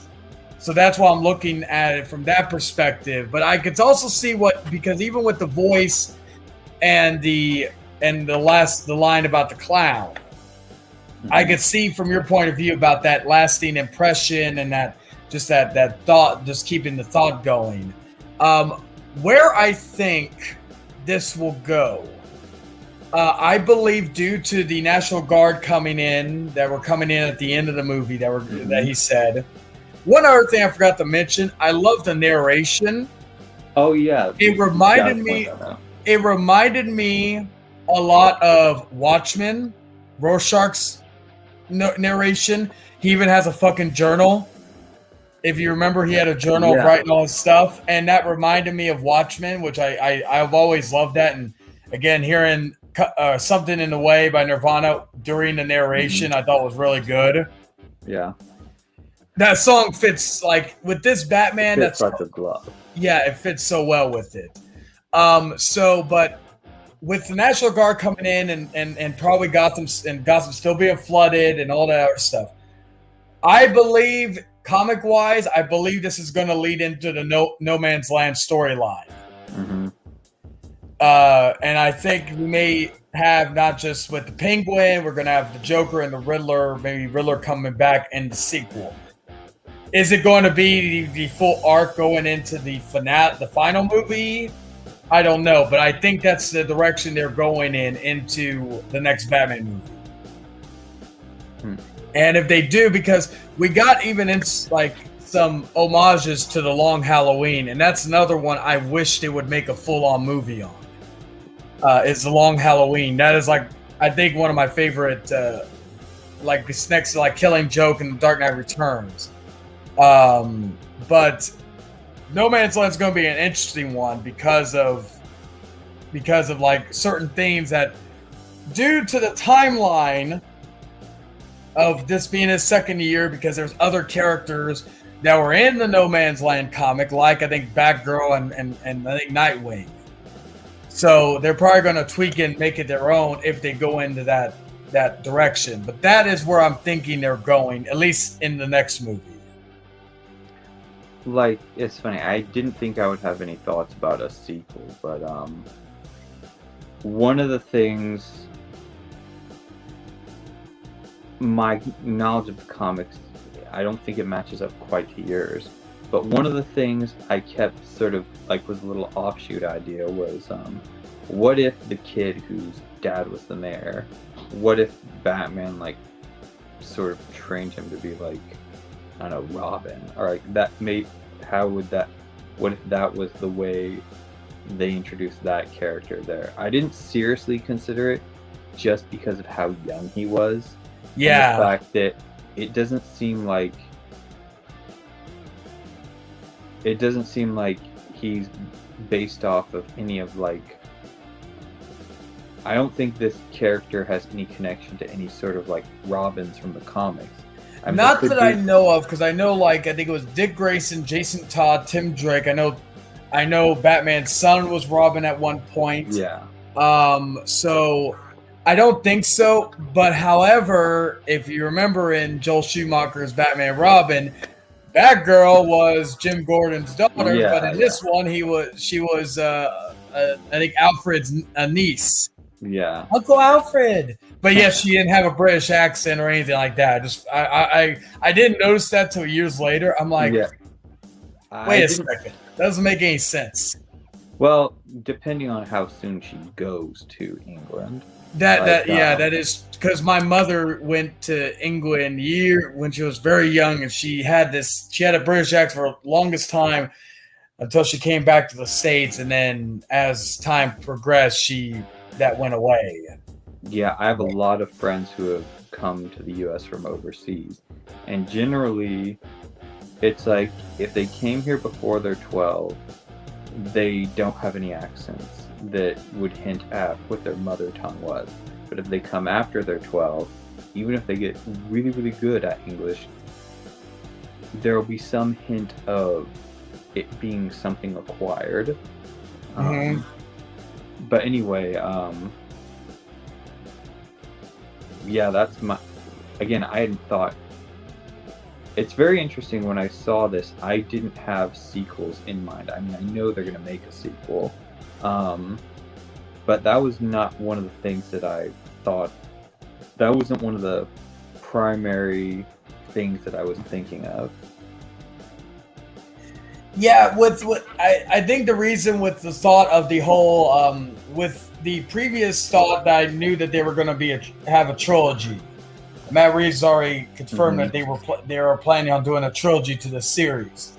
So, like, when watching what they're going for next in regards to all that, I was trying to figure out, okay, because again, with the comics, sometimes they don't take the full-on story of the comic, but they'll take inspiration from it. Bits and pieces. Like, of course, with Bane breaking Batman's back in the Dark Knight. Or Dark Knight Rises, excuse me. So, like, I was thinking of a story that would make sense regarding that, and with No Man's Land, I thought that would be. But again, that's just something I think that's going to probably be a factor in that. But who knows? We'll see what happens as we learn more, because we're probably a few years out before we get anything regarding that. I think I saw something in the news where they said, like, there'll probably be a sequel no later than, like, within the next 5 years or so. Yeah, because they're also starting that Penguin show and all that, and because also I've been hearing that Penguin show I've been hearing conflicting things about it, because some people I've heard it's supposed to be before the events of the first Bat movie, but then with this, and then I heard reports that's supposed to be in between this movie and whatever the next one is. Because if you remember, the Penguin was basically in the movie, he was kind of a right-hand man to, I believe, Moroni.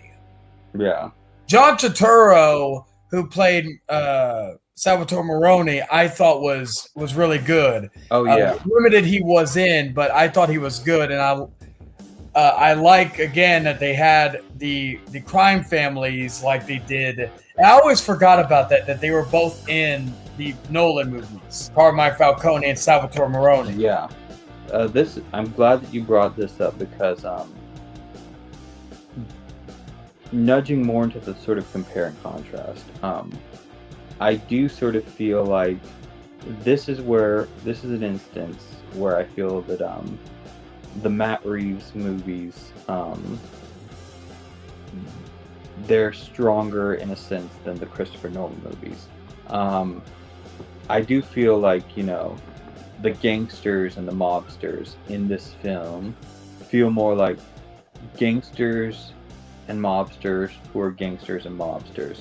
Now, that is not a knock on the gangsters and mobsters in the Christopher Nolan ones, but what I feel like is, Christopher Nolan hadn't really done, a gangster or mobster film. He had never done like a Goodfellas or a Casino or what have you. And maybe he didn't have the capacity to do it in the same way, say, Quentin Tarantino would have. I guess it's similar in nature to how fight scenes were not something I'm familiar with. But in a way, the gangsters and mobsters of the Christopher Nolan movies don't feel so much like gangsters and mobsters, but impressions of gangsters and mobsters from other gangster and mobster films.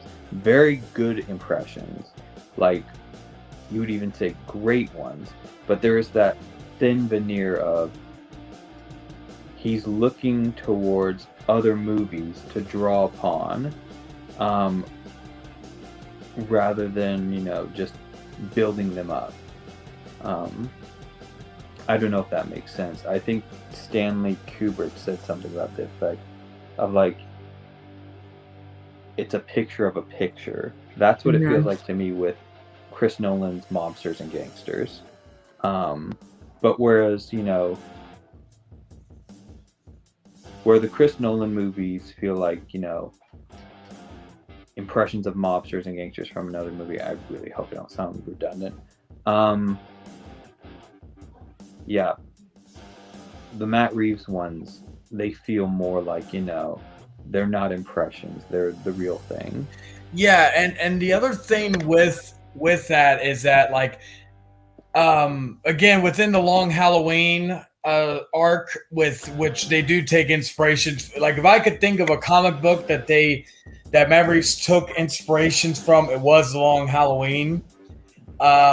With the Long Halloween, they address, like, the history between, like, Salvatore Moroni and the Waynes. Mm-hmm. Like, as a young man, he got mortally wounded in a gunfight, and it was Thomas Wayne who basically helped him, you know, like, get better and like, take the bullet out and all that good stuff. And I like that they brought that up, because in the Nolan films, even with Moroni, there was not that connection. Like, Bruce has a connection because he talked to Moroni as a young boy in the comics and all that. So he had a conversation with Moroni. So he has that, like, the Waynes as a whole had a connection to Salvatore Moroni and his family. And so, but you didn't really see that. He was just kind of, oh, here's Salvatore Moroni, crime lord, but not really. He's just, you know.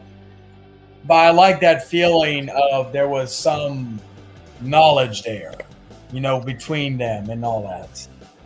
Because even the scene when Bruce went over to talk to him at the Ice Lounge, mm-hmm. when I think it was Moroni was trying to tell him about, you know, that he killed somebody for his father. I think it was a reporter or something, if I'm remembering correctly. I will say this. I do think that both depictions serve different functions for their respective franchises. I definitely think that the John Turturro character in the Matt Reeves one, you have to have that relationship to go off the whole sins of the father sort of thing. In the Chris Nolan movies, Salvatore Moroni and Carmine Falcone, they basically served the function of being antithetical to Batman. One of the things I've noticed throughout all the Christopher Nolan movies is they're basically sort of idealized villains who are driven by ideology and villains who are driven by money.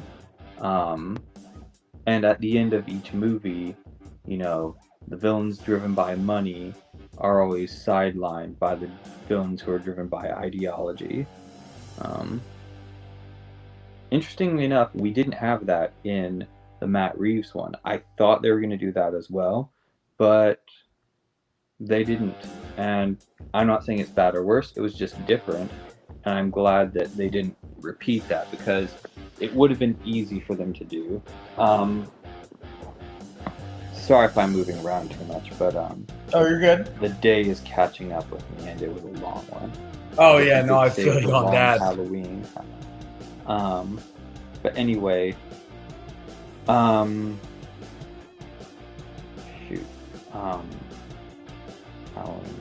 Batman.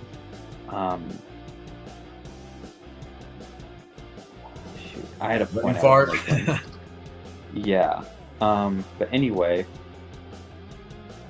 yeah, I just have to point out those different, like, it's sort of apples and oranges again with, you know, those two characters. But yeah, I see what you're saying. Like, there is an emotional thing between him and the villain, and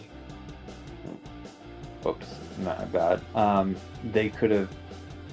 It worked flawlessly, and for this project. Yeah, and I guess the like, and like I said in the, because we'll be closing this up soon, because I know this is almost at 2 hours. I know the day's getting, but I will say this about the Batman. One thing you brought up earlier that I do wholeheartedly agree with. While, like, again, I've watched it one time, I'm going to watch it again. My opinion of if I think it's better than Dark Knight may change. Who knows? But I will say this, even though as of this moment I do believe that the Batman is the better film over the Dark Knight, I will say this, if it wasn't for the Dark Knight, this film maybe would have never happened. Oh yeah, definitely. So no matter what, I always will have my love for the Dark Knight. I'm not going to be like one of these people, because I've seen that a little bit where people are just trashing the Dark Knight now because this movie's better than Dark Knight. Oh, fuck you! You know that movie sucked. Yeah, I'm like, it does not be a pissing contest all the time. Yeah, like that's the one thing I will say. Whether you think that the movie is better or equal or lesser than, it doesn't change the fact that one, this movie may not have ever happened without Nolan's work on the entire series. Yeah, and it wouldn't have, and you know, it like the Dark Knight, despite anything, is still in the top 10, top 5, even greatest comic book movies ever made. Yeah. Go ahead. Yeah. I do think it's a sort of apples and oranges thing. One of the things, before we do wrap up, there are a few points where I want to sort of, you know, talk a bit more about what the new things that Matt Reeves did, and the old things that, well, I guess I should say the established things that Christopher Nolan did. They're established now, but they were new when he did it. One of the things that I loved about the Matt Reeves version, in that opening scene where there's that guy in that green drip mask, he's robbing that store. Oh, yeah. He goes out and he just sees a dark. He looks up, he sees the signal, and then he sees the dark alleyway. And he peers into it, and then he gets hit by the car. I loved how they showed the psychological effect that Batman was having on the criminals. Like, we didn't even have to see him. A lot of people are comparing this movie to, of course, David Fincher, like something he would have done. Or, I think I've heard echoes of Blade Runner somewhere. I may be mixing up reviews of, like, you know, Christopher Nolan's Batman movies. Yeah, I was gonna say I've heard like David Fincher-esque and like Zodiac and Seven, especially Seven. Never heard the Blade Runner comparison. Yeah, I probably am mixing up from like past Nolan assessments. But one of the things that I think that people aren't doing, this movie, and it might be because of Michael Giacchino's score, it gives off a very Hitchcockian feeling. Yes. Like this could have been from, say, Psycho or North by Northwest or Vertigo. That sort of, the way the music sort of plays out the feelings of the characters, the unease, the suspension that they're feeling.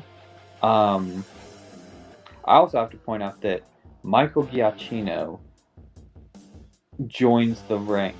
He joins Danny Elfman in having done a score for a Spider-Man and Batman movie. I did not know that. I did not know. Yeah. Michael Giacchino did the No Way Home. He was the composer for like the No Way Home trilogy. Oh, that's very interesting. Yeah, like I was thinking, because his score was phenomenal. And, oh yeah. Like to me, with the Batman, to me, like the two people I always think of when I think of the great Batman scores was Danny Elfman and Hans Zimmer. Yeah. Because Zimmer did a phenomenal job with the Dark Knight series. Yeah, he was assisted by James Newton Howard in the first two movies, but again, it kind of always felt like he was.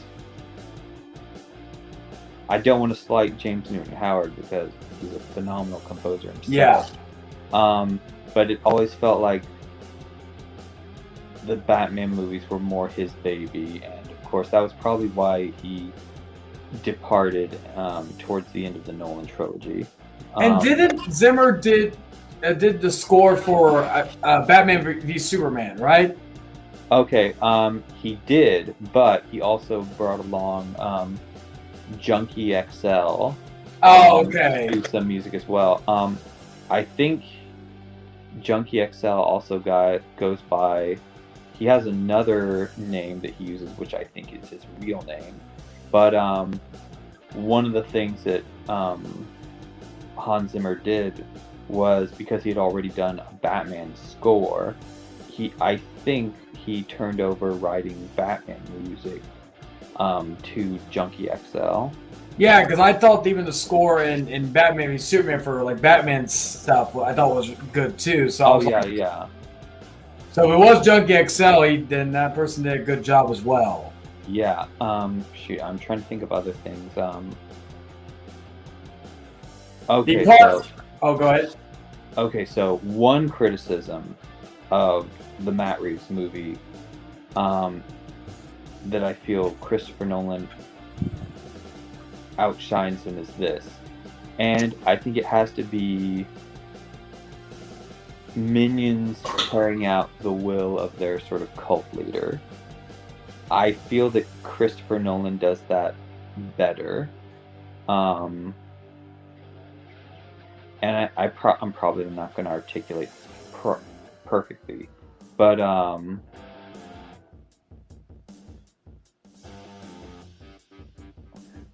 again, I don't hate the scenes that Matt Reeves has done, but I just feel, in my personal opinion, it's just that I feel that Christopher Nolan, he achieved a result that I was more engaged with, where I didn't feel detracted, even if it is an ever so slight difference. The scene towards the end where like the sort of Riddler cultists, they're like carrying out Riddler's will. That scene where they're in the Gotham Square Garden. Yes. I feel like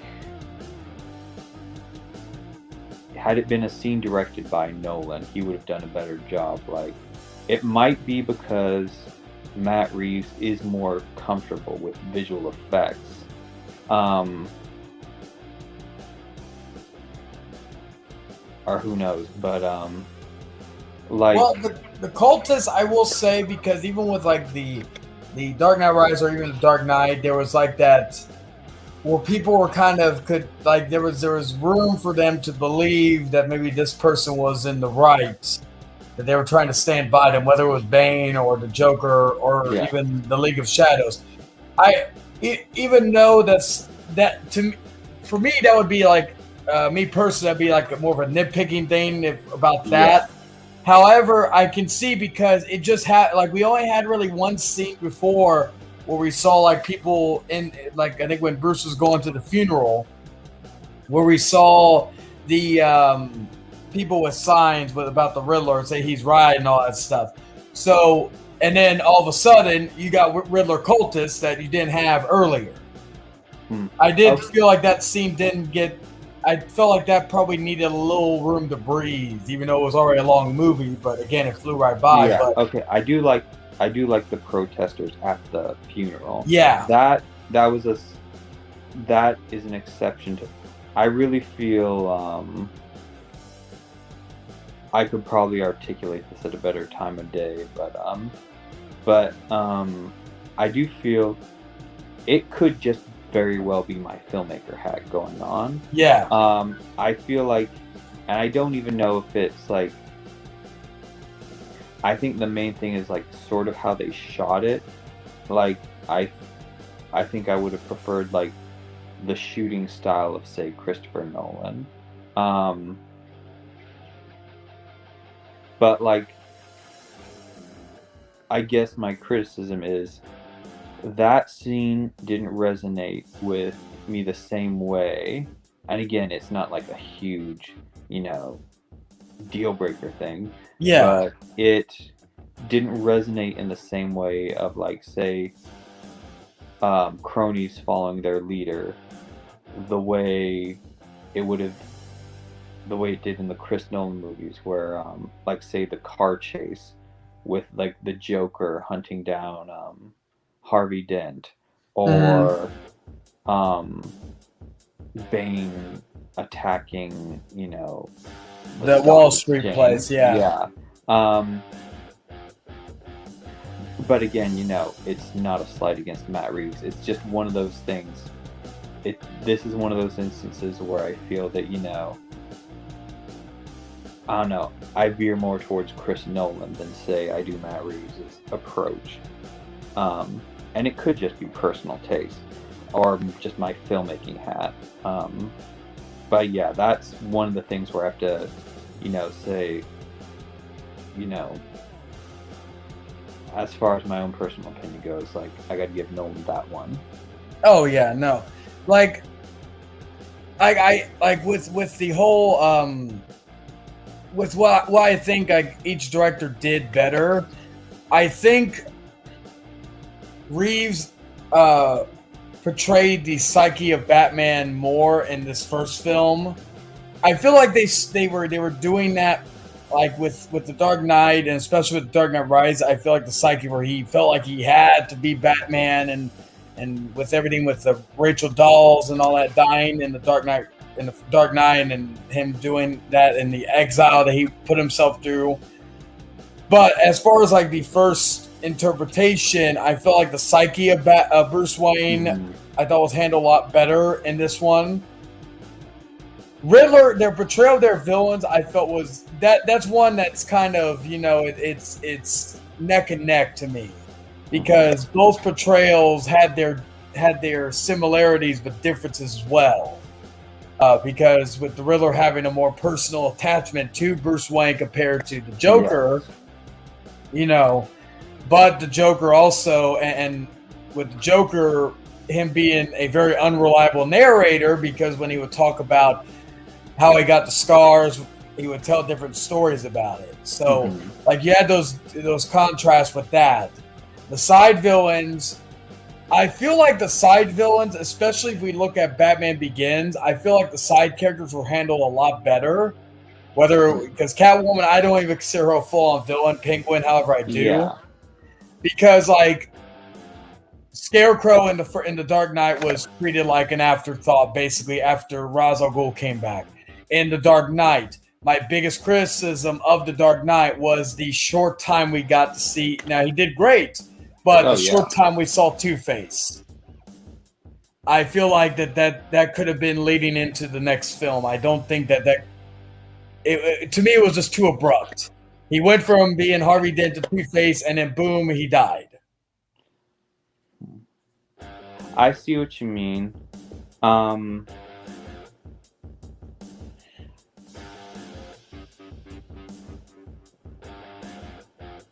I could articulate this better if I, but I'll try to say it right now. I think the whole Batman and Harvey Dent serve two different functions. They were both aiming towards justice. One was the legitimate way. The other was the legitimate way, which was Harvey Dent. and the other was the illegitimate way because Batman was a vigilante. I think the whole point with each of them was one of them had to rise and one of them had to fall. And I think Harvey's potential to fall was always hinted at through the movie from the very first scene where he has a gun pulled on him and he just knocks the guy out. So there was always hints of that he could have turned, and he has this bent of, not adhering to the values that he's supposed to. It's just, he just needs that sort of, he just needs that push, as the Joker said. And Batman, he doesn't fall. Now, in a way he does, because he thought he was going to Rachel's location to save her, but the Joker was dishonest about that. So in a way he did sort of win, but at the same time, in that way Batman did lose, but at the same time he had to live with that. So that's what motivated him to choose the right thing, is he had to reconcile with the fact that he thought he was making one choice, but it turned out a different one. But anyway, and I do think, with all the trauma that he suffered and how much we've been shown he has the potential. All he needs is just the right buttons pressed. To me, his sort of immediate fall from grace, and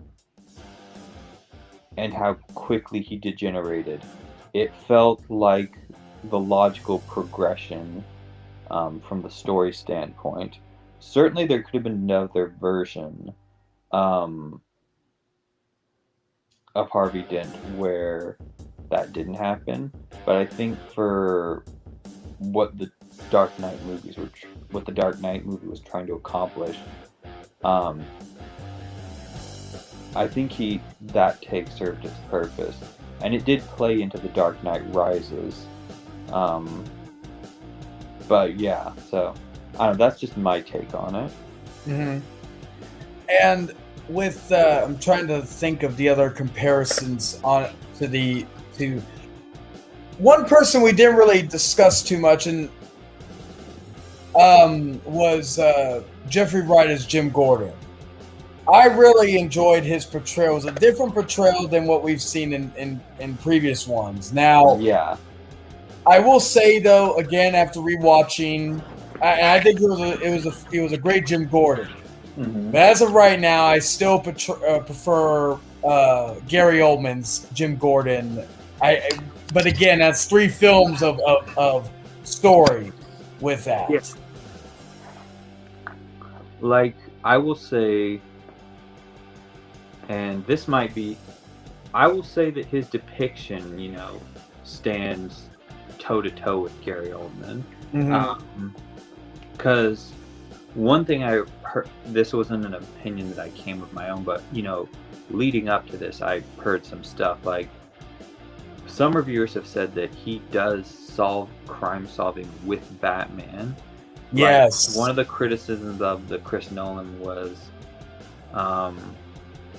Batman shows up and basically does his job, which I don't necessarily agree with, but I can see where they're coming from. Mm-hmm. But yeah, of course Gary Oldman is Gary Oldman, and what made Gary Oldman's Jim Gordon so interesting was the fact that Gary Oldman had been known for portraying villains for a long run of his career. Oh yeah. And so he threw everybody for a wrench when he was supposed to be this sort of bastion of morality. And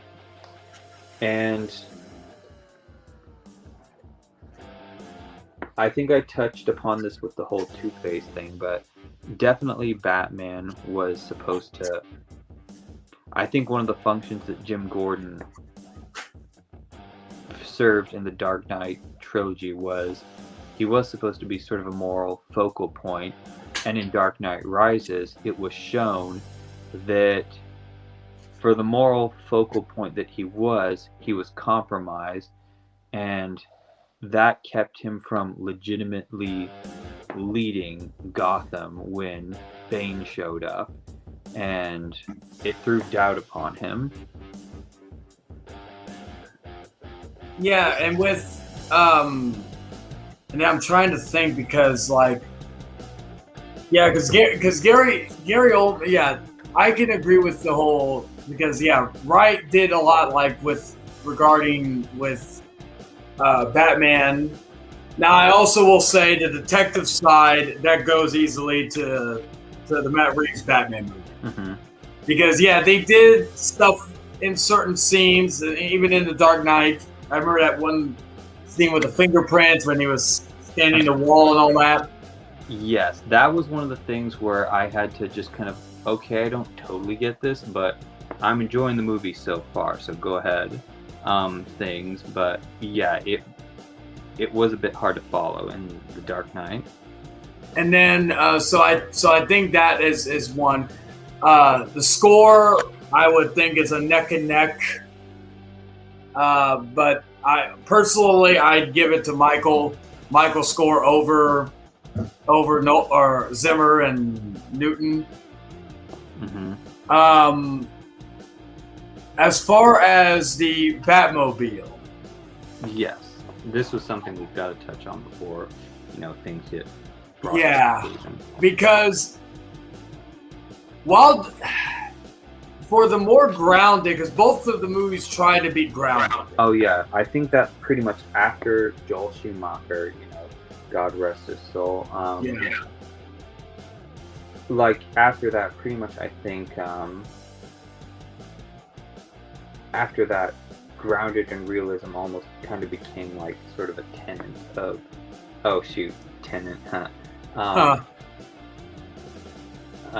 it kind of became a rule, like there was a certain level of believability that they had to adhere to.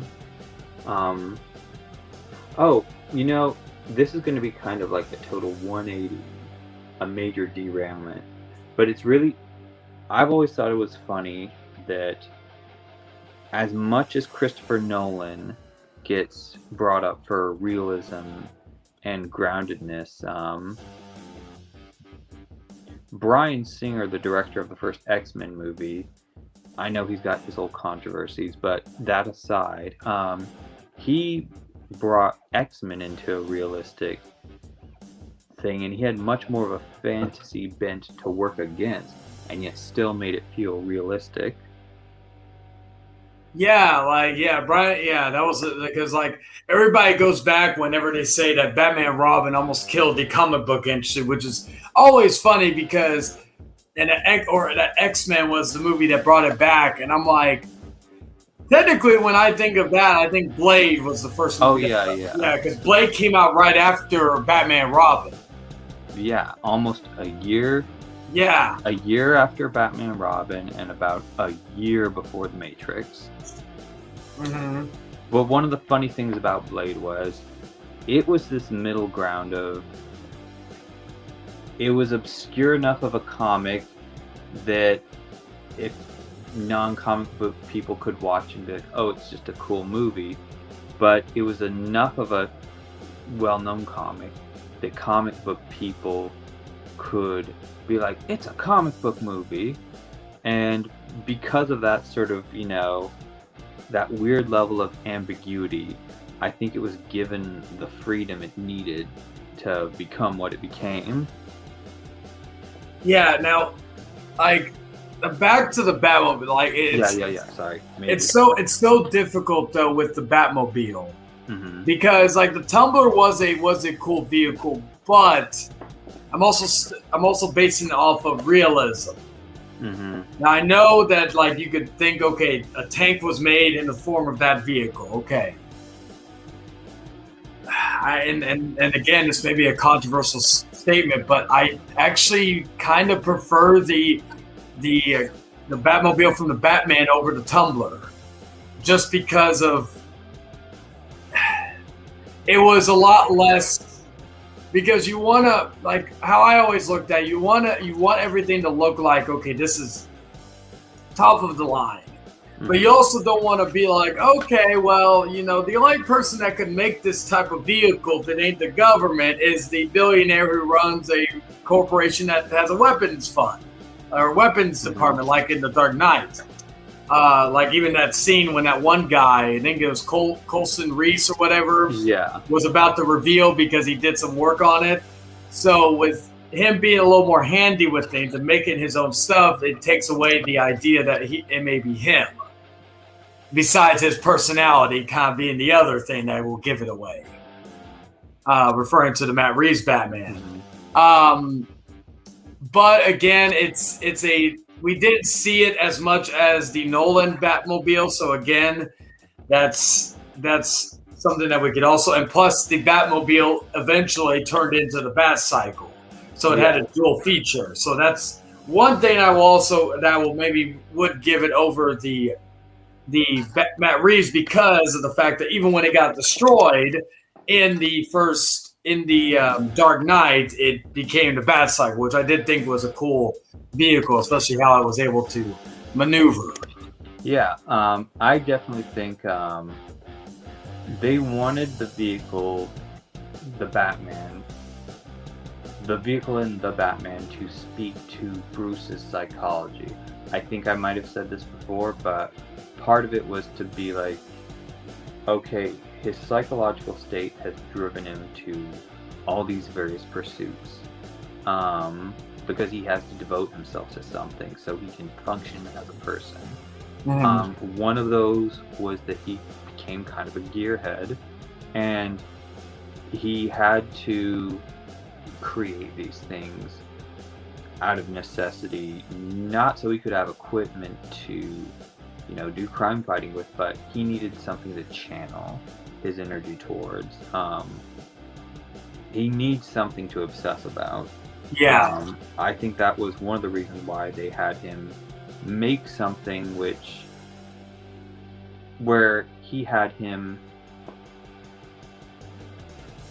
they had him make something because we need to see him channel it towards that. Whereas in the Chris Nolan ones, we kind of see him channel all that in all the traveling around the world training montage stuff. But because we're not seeing that in the Batman, it has to manifest in another way. Even with Alfred, there was a line that Alfred told him, and that's another person. We got to give Andy Serkis his with videos. Alfred, he talked about how he taught him like a few days. They taught him how to fight. They didn't, and I like that because again, they didn't prolong it. So it still leaves it to your imagination. Was he the main person who taught him, or what? It leaves it to that imagination. But I like that little thing there because Alfred in a lot of comics was in the military and all this kind of stuff. And I think even prior to the Disney-Fox merger, I think that isn't there or wasn't there like some show called Pennyworth that was? Yeah, there was an Alfred show. Yeah, I remember that. I don't know if it's on HBO Max, but I never saw that one.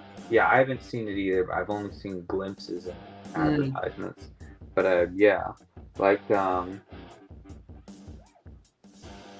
it's funny. Like this is just an aside, but it's like even in the Adam West Batman, there was some acknowledgement of Alfred's military past.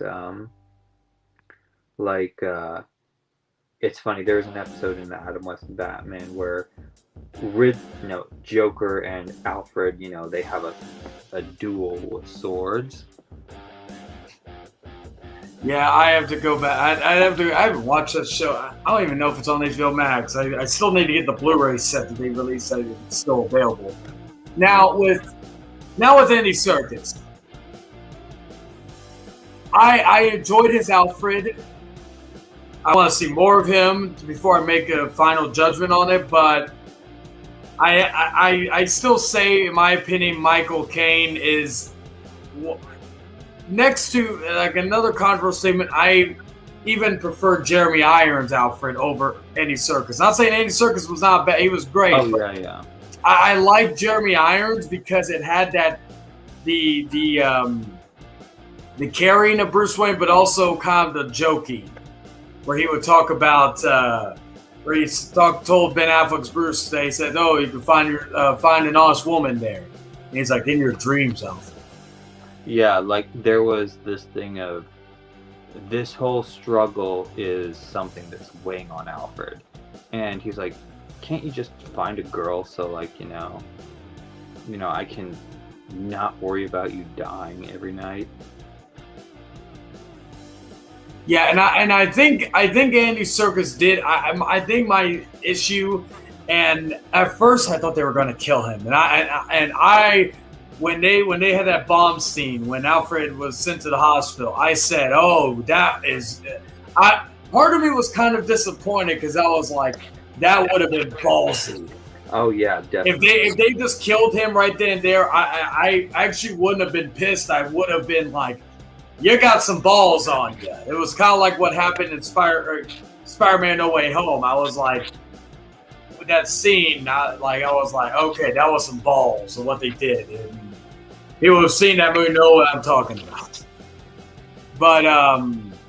But with that, I was like, oh, they didn't kill him. I was like, okay, well, at least we'll see him in more stuff. But then I was like, ooh, that would have, like, just to kill him right then and there, because in no other Batman, well, I think Batman and Robin, he died, but they never killed him off in any of the movies, to my knowledge. Except for, they came close with Michael, I think his last name is Go or whatever, in the Burton/Schumacher movie. Oh yeah, but like other than that, that was like, yeah. So I would have been like, ooh, that would have. I would have applauded that because I'm like, I wonder how people are going to take that. Yeah, if they had done it well, like yeah. But I think Alfred is an interesting case. Because in a way, he's sort of helping Bruce facilitate this sort of madness, which he himself is critical of. He's like, Bruce is nuts. And he's like, but if I don't help him, he might go so far into this thing that he becomes irretrievable. So he goes along with it, but he's always sort of trying to pull him away from it. And I don't really think we've had any bad depiction of it. Like, I think a lot of them have stuck close to that. Yeah, that's the one thing I will say, that I think Alfred is probably one of the only people that has had a good portrayal amongst every portrayal that has been of Alfred, like in the films. Some better than others, but nonetheless, I think it's been very, very much that's been the one consistency with the Batman movies, that the Alfred and even Jim Gordon, because even the Gordon in the Burton was kind of like an afterthought character. He became progressively less important to where by the second Schumacher movie, he was in a couple scenes, but he served no function. You could argue what function he might have served in the other movies, but whatever little function he had served, it was basically like sort of whittled away. Yeah. But yeah, over I think if unless you have anything else to add, I think we've just talked about. Oh yeah, I'm sure there are things that we could bring up, but we've both had a long day at work and we're probably both spent. Yeah, I'm gonna after this, before I'm gonna plug this real quick. I'm gonna stop by this hidden MGTOW. He's a friend of the channels, a friend of mine. He's live right now. I told her, I said, I popped in earlier and I said, yeah, I'm gonna be doing a stream tonight. I'll be back on afterwards because we're gonna we're going to be discussing in the Batman movie. So that's going to be a very interesting conversation. But yeah, overall, this was a very good conversation, and I do. You mentioned it earlier. I'm very curious to have a conversation about the Zack Snyder universe of the DC film because I think there's gonna be a lot of differences regarding everything, or maybe not. Who knows? But and I think there were one or two other potential future discussions. The Psycho series, I know, because that could go from fucking the Psycho movies all the way to Bates Motel. There's a lot of. I still need to go ahead and watch because, funny thing, so after 2005, I never had cable. My family, we would rent a lot of things from the library, like movies and video stores, and we basically did away with cable until we did streaming in I think about 2013. But yeah, so they had this. Well, I won't say they had a bad habit. There was this pattern I noticed where they would get into something, and I would always walk on in between their viewing. So there was a lot for me to catch up on. So because of that, Bates Motel just happened to be one of those shows which I was never in on. Same thing with Lost. I never got in. That was like one of the ones I never got into. Funny story. I got in. My dad was watching like Sons of Anarchy. I think it was and all that. And I thought it was so fascinating. So they were doing season 2. So I was lucky to only be a season behind. So I literally went to go buy the first season, and binge it all the way until the next season. But yeah, I've been even with that that Euphoria show with Zendaya. I finally caught up. I finally caught up with season 1, and now I've just been procrastinating season 2.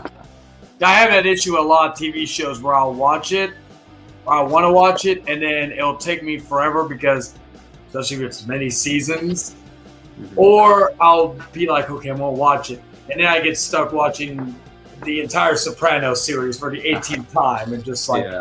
Yeah, but yeah, I wanna thank you for not only because this giving me this idea for this topic, but future stuff we may talk about, and where could people find you on YouTube? Well, so funny thing is,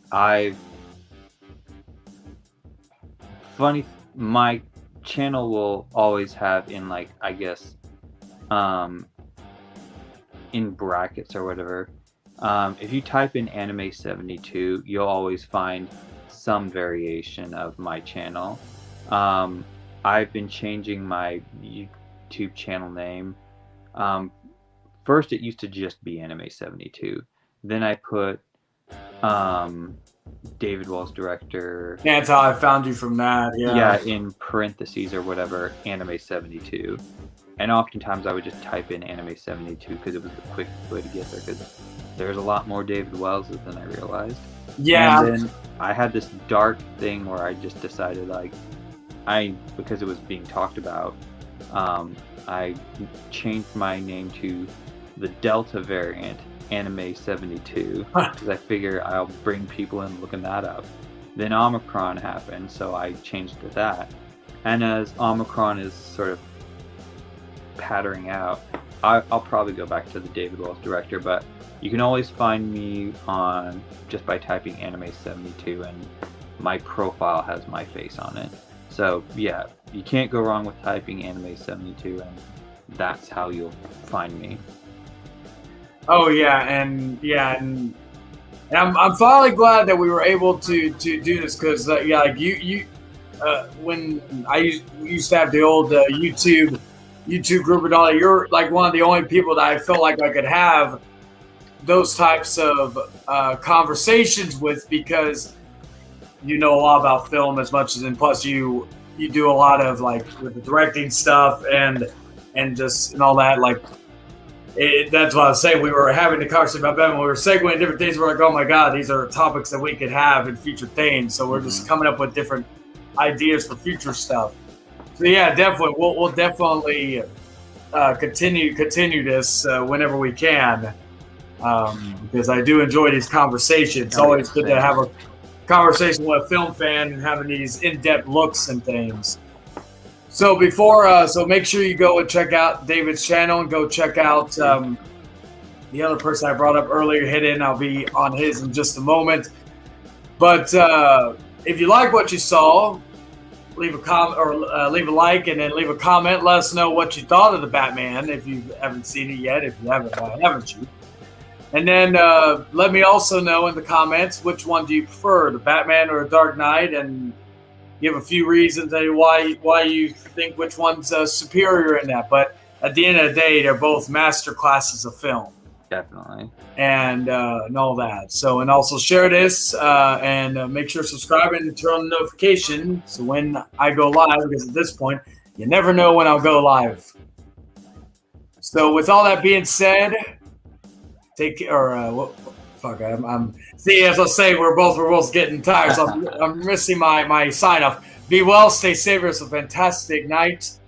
Until next time, it's Hangman signing and David Wells signing off. Peace. Have a good one.